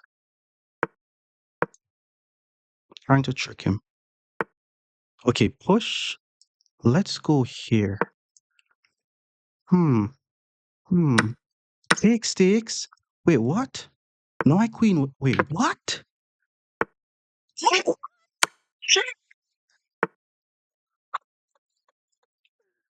Okay, this is one. But you have 30 seconds on the clock. This is crazy. All right, I have to use technique. Check. I'm trying to force the king in front of the pawn. So we go here. Once the king moves, we go here.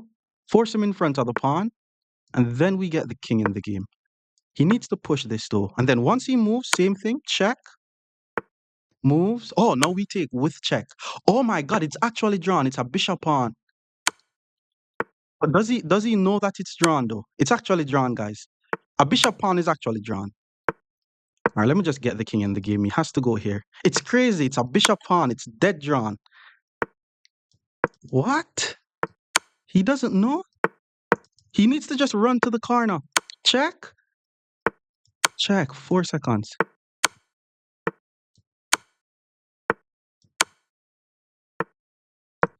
Oh, we got him with 1 second on the clock. That's just a checkmate. More COLLE system against 1900 players. Stick around. Opponent is now 1900. Let's play some more COLLE system. We're almost there. He decides to play e6. Kohler system can be played against anything. So let's just play knight f3. It doesn't really matter what they plays, to be honest. Maybe he wants to play f5 and then transpose it into like some Dutch defense. Maybe he wants to play d5 and then it becomes, yeah, now it's right back into what we know. So let's just play e3 and it's just bishop e3. Now that his pawn is on c5, you could play bishop d3. But then pawn c4 is kind of uncomfortable. So let's just play c3 first, then we play bishop to d3. So knight c6, the bishop goes to d3. And one plan that black could do is play bishop d6, trying to play e5. So knight f6, let's get the king out the center of the board. This is very safe. Okay, bishop goes to e7, which means it's going to take a while for him to play e5. So let's play knight to d2, continuing with our idea. Eventually, we may want to play e4. Pawn to c4 is bad, guys. Whenever you see pawn c4 again, please be happy because now I only have one plan, which is to play e4. Usually when they leave the pawn on c5 and I play e4, at least they could think about taking on d4. But with this, I still maintain this long diagonal, and then there's still nothing he could do to prevent e4. So he castled his king. Pawn e4. Let's just play queen e2. Like, there's nothing he could do to prevent e4. So let's just put the queen on e2 first. Then we're going to be playing pawn to e4. And remember, so pawn a6 looks like he wants to play pawn b5. Let's go e4. It's usually always best for them to take on e4. Not taking on e4 allows us to play e5. And it starts some very nice attack on his king. All right. So for example, something like rook to e8. It just allows e5. Or maybe I don't need to rush e5 because I'm fine if he takes anyways. I want to play e5 and I want to be able to immediately play knight g1. So let's go rook e1 first. e5 is perfectly playable, by the way, guys. But let's play rook e1 first, then play e5. If he takes, it's still good for us because we still get the attack on his king.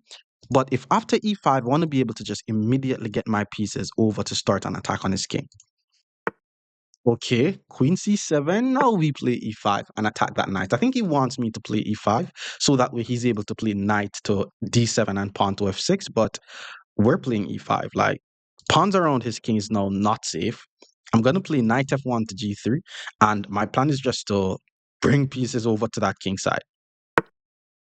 All right, I wasn't expecting knight to h5. Like, don't be putting a knight on the edge of the board, guys. I think he wants to play knight to f4, then knight g6. But that's kind of why I didn't want to play e5 so early. Because now I'm able to play knight f1. He's not able to play knight f4. He has to be careful not to get his knight trapped. Because I'm threatening to play g4 and trap the knight. So maybe he has to find f5, which is not a bad move, by the way. But if he play f5, I may or may not en passant. Maybe I en passant so that way it's easier for me to attack his king though. Okay, but instead he played g6. Kind of like the same idea. If I play g4, the knight goes back to g7. And then eventually he wants to put the knight on f5. I need to finish my development here. I was thinking about bishop h6. Yeah, let's just go bishop h6. Controlling the dark squares. Bishop back to f8 I'm fine with. Like, he's the one with the dark square weaknesses. So me trading the dark squared bishops off the board isn't too bad here. So bishop back to f8. Now we play queen d2. So that way, if he takes and I takes, there's some crazy knight g5, which could target h7. And I still want to play g4, you know. I'm expecting his knight to just go back to g7 though. So this is not going to be like a very quick, easy win, but it's going to be a squeeze. Like, he's going to have his pieces and can't use them. So pawn b5, if I takes, rook takes, queen h6, and it's over. Yeah, let's just take. Maybe he has to just play king takes or something. So rook takes. Now we play queen h6. Now the queen is on in the attack. I want to play knight g5. If he allows me to play knight g5, he's going to be mated. So now he has to find this f5 move because I'm also trying to play g4 and then knight g5. Because if I play g4, his knight has to go back. So he plays f6 and not f5. The issue is though, if I play pawn to g4, no, there's no issue. Because if pawn g4, queen g7, I pull the queen back, then his knight has nowhere to go. If I take, he simply take, which is just good for me. I could also sack my bishop and then after takes, but he's able to block with the knight. But once he blocks with the knight, though, I just take. And I'm applying pressure to the knight, so he has to sack the rook. And I'm going to be ahead in material, and I'll also have the attack. So bishop takes g6 is just winning here.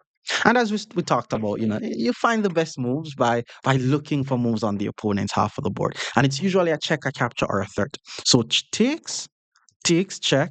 The knight is unprotected. Any other move we take the knight, so he blocks with the knight. Blocking with the knight, we take on f6. The queen covers f6, so that's pp on the pp. And if he allows me to take the knight, I'm going to be ahead by a few pawns. So, well, I don't think he's going to sack his rook. He's probably going to play queen f7 there, but let's go for it. Bishop takes f7. Sack the bishop. Is he going to play queen g7 here? Nah, that's losing. Okay, so he take. Let's take with check, hit the king, and then once he blocks with the knight, we take with the pawn. Now, the funny thing is, even though I just sacrificed my bishop, the position is equal because I lost my bishop, but in return, I got 3 pawns for it. The other good thing is, he's about to lose his knight.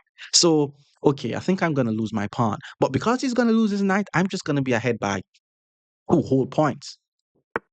Okay, so the queen went to f7, and from here it's just a matter of trades. Like, I'm just going to start trading pieces off the board, especially since he's attacking my queen. So let's just take the knight with check, then we take on g7, and just like that, we're ahead by 2 points. His light squared bishop is just not doing anything, and he's also not able to play e5. So from here, let's just play rook to e3 with the whole idea of playing rook to e1, just getting all my pieces in the game. My rook on a1 is the only piece that is not doing anything.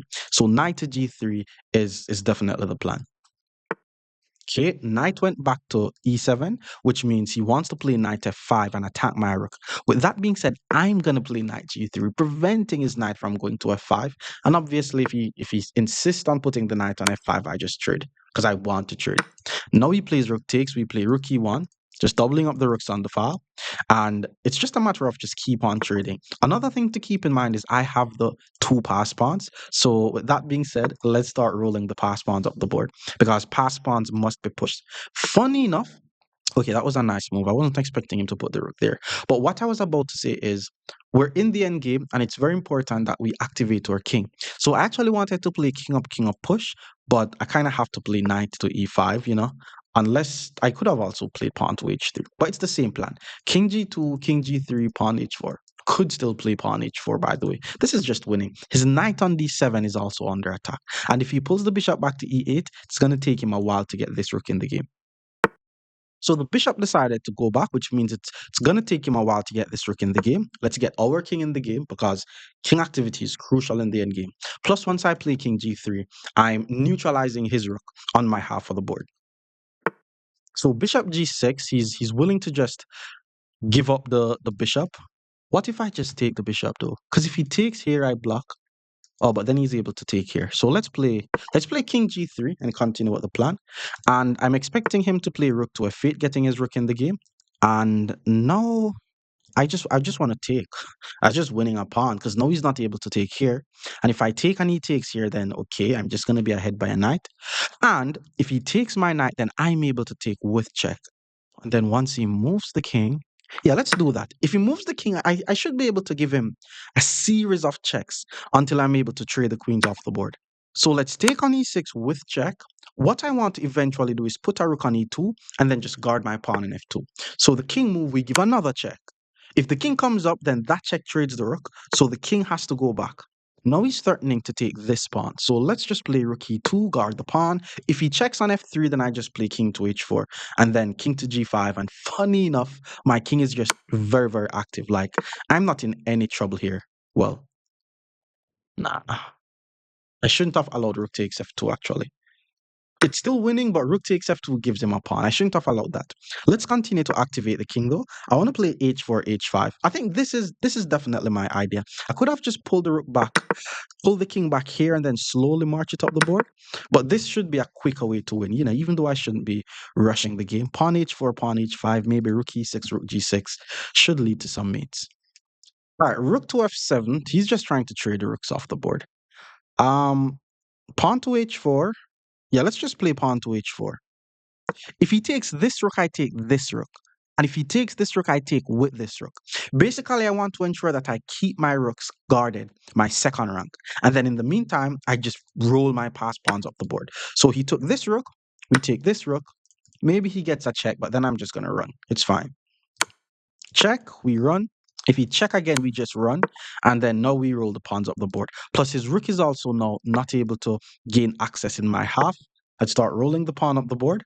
And one thing you guys need to keep in mind when it comes to the end game is the king works very well with the pawns. So once he moves his rook, I'm going to be moving my king, pushing the pawns up the board. And this is just nice for me. So he moves the rook. The move I want to play is pawn to h5. So let's play king g4. Then I could play pawn to h5.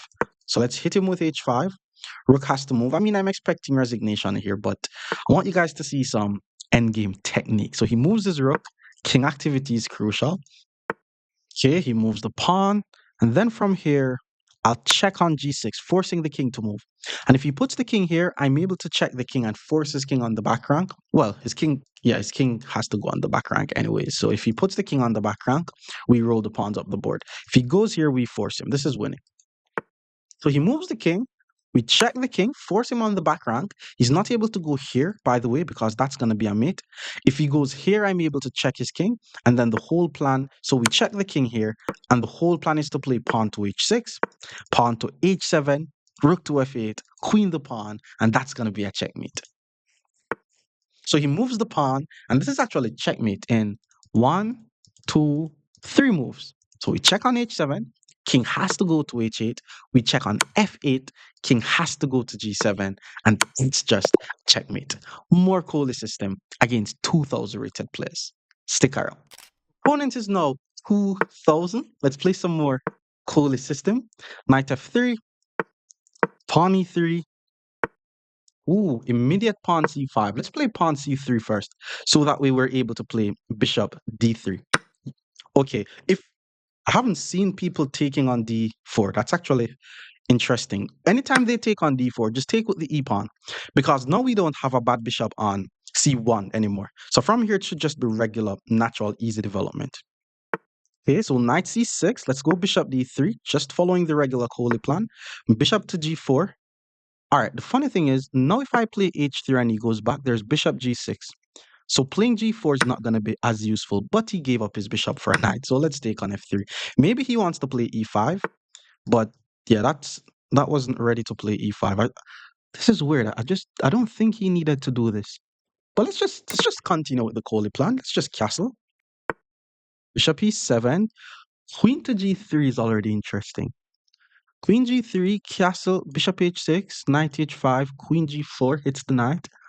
Yeah, that's already very interesting. Let's play queen g3. I mean, it would have been good to just try to finish my development, but this is me saying, hey, I'm attacking your pawn and you're not able to get castle. If he does get castle, bishop h6 hits g7. He doesn't want to play g6 because he loses the rook. And if knight h4, I play queen h g4, hits the knight. Yup, we were expecting this. Bishop h6 with tempo. Yeah, maybe he had to play knight e8. Now I'm able to play queen g4. I'm not winning, by the way, but I think if he moves his king, I just take the knight.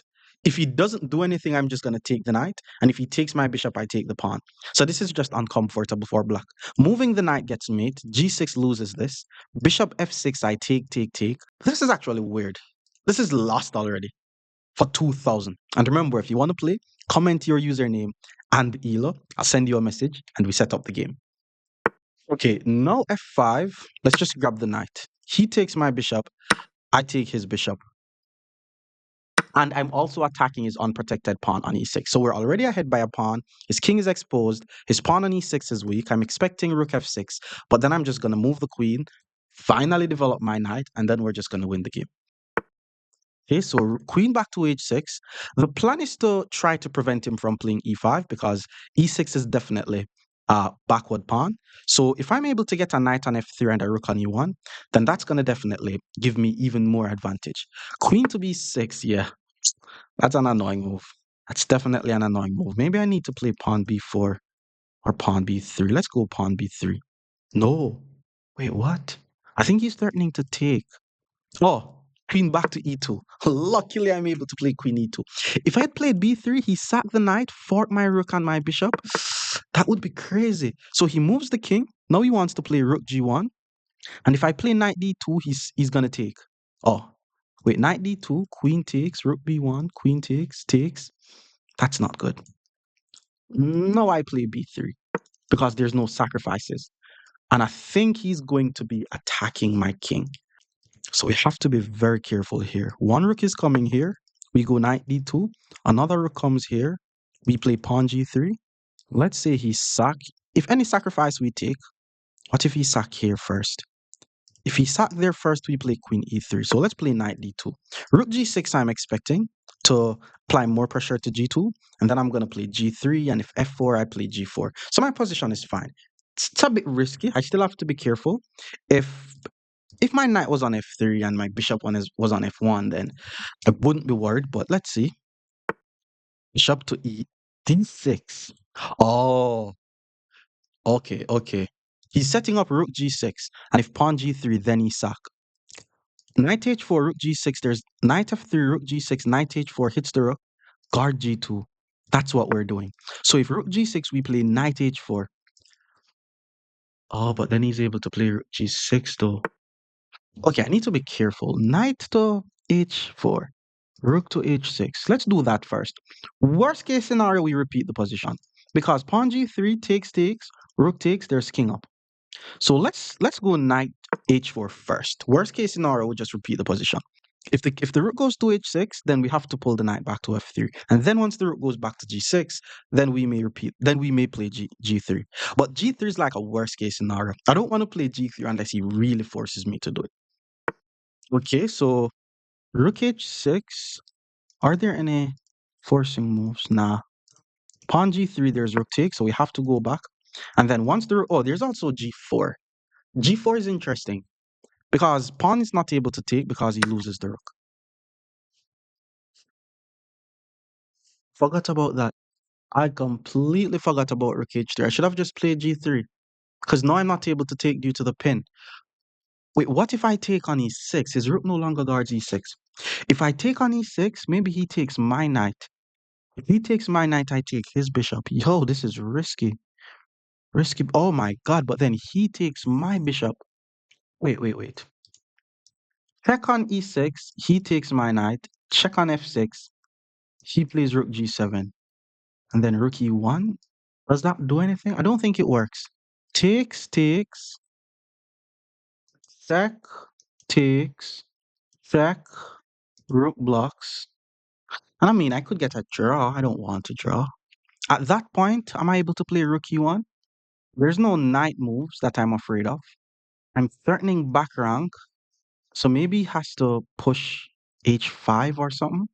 And I should have enough pieces to deliver a mate. I'm not sure, guys. I'm about to play down a piece. Let's do it. Let's play queen takes e6. If rook takes f3, queen takes d6. Rook takes d3, we check, block, swing the rook in the game. And I'm down by a piece, but I'm attacking his king. And his rook on d3 is basically misplaced. Like, even though he's ahead by a piece, his rook doesn't really belong on d3. So, and his king is going to be, his king is going to be slightly exposed. So, queen and the rook threatening an exposed king has to lead to something. Right, so rook takes f3. We looked on this. We play queen takes d6. I'm still currently ahead by a pawn. So I'm expecting that he has to take on d6. Then we check him on f6. Once the rook block, we play rook e1. And we just have too many pieces in the attack. That's my evaluation. Am I 100% sure that it works? Nah, I'm not seeing the checkmate. But I just think his king is weak and his rooks aren't really doing much, especially the one that's going to be on d3. Okay, so we saw this. Rook takes d3. Check. If rook block, we check. Rook block, check, draws the game. But we don't really want to draw here. The good thing is there's no knight move that I'm afraid. Wait. Yeah, wait. Oh, if rook e1, there's actually knight e7. Rook e1, knight e7, because if I takes, he takes my queen. Didn't see that. Rook e1, knight e7, check, knight g8. And look at that, we're playing down a piece again. All right, let's see. What if I play check block, then rook over? Knight e7, check, knight blocks. And if queen takes f5, there's rook takes c3. Hmm. All right. Let's check here first. So check rook blocks. What if I take, hit the rook? Rook takes. Yeah, I'm just not sure, man. I think this is drawn. Yeah, I don't want. Yeah, let's not play for the draw. Yeah, let's risk it. Rook block, we swing the rook over in the game. Let's risk it. So knight e7 is the winning move. And I'm just gonna be playing down by a piece. Once he finds knight e7, hits my queen, I have to check knight g8, and it's just chess after that, man. Oh, whoa. He actually didn't see knight e7. Knight e7 was like the move to find. This is lost. This is just lost in so many ways. There's rook check, king up, queen check. King can't move, rook has to block. Then I just take a free rook. There's queen h6, king g8, rook e8 check, king e7, queen e6 is mate, which means if check, it's forcing. It's forced mate. Check. No, what did I say? Check. If rook block, that's mate. So check, king over, check. And if king up, that's mate. Okay, queen takes h6 is mate. This was a very good game though. He just needed to find knight e7. But he was just thinking too much about defending and he thought maybe queen to f8 was bad or something. But this is just mate, bro. But good game. Yup. King to g8. We play rook e8 check. King has to go to f7. That's just a checkmate.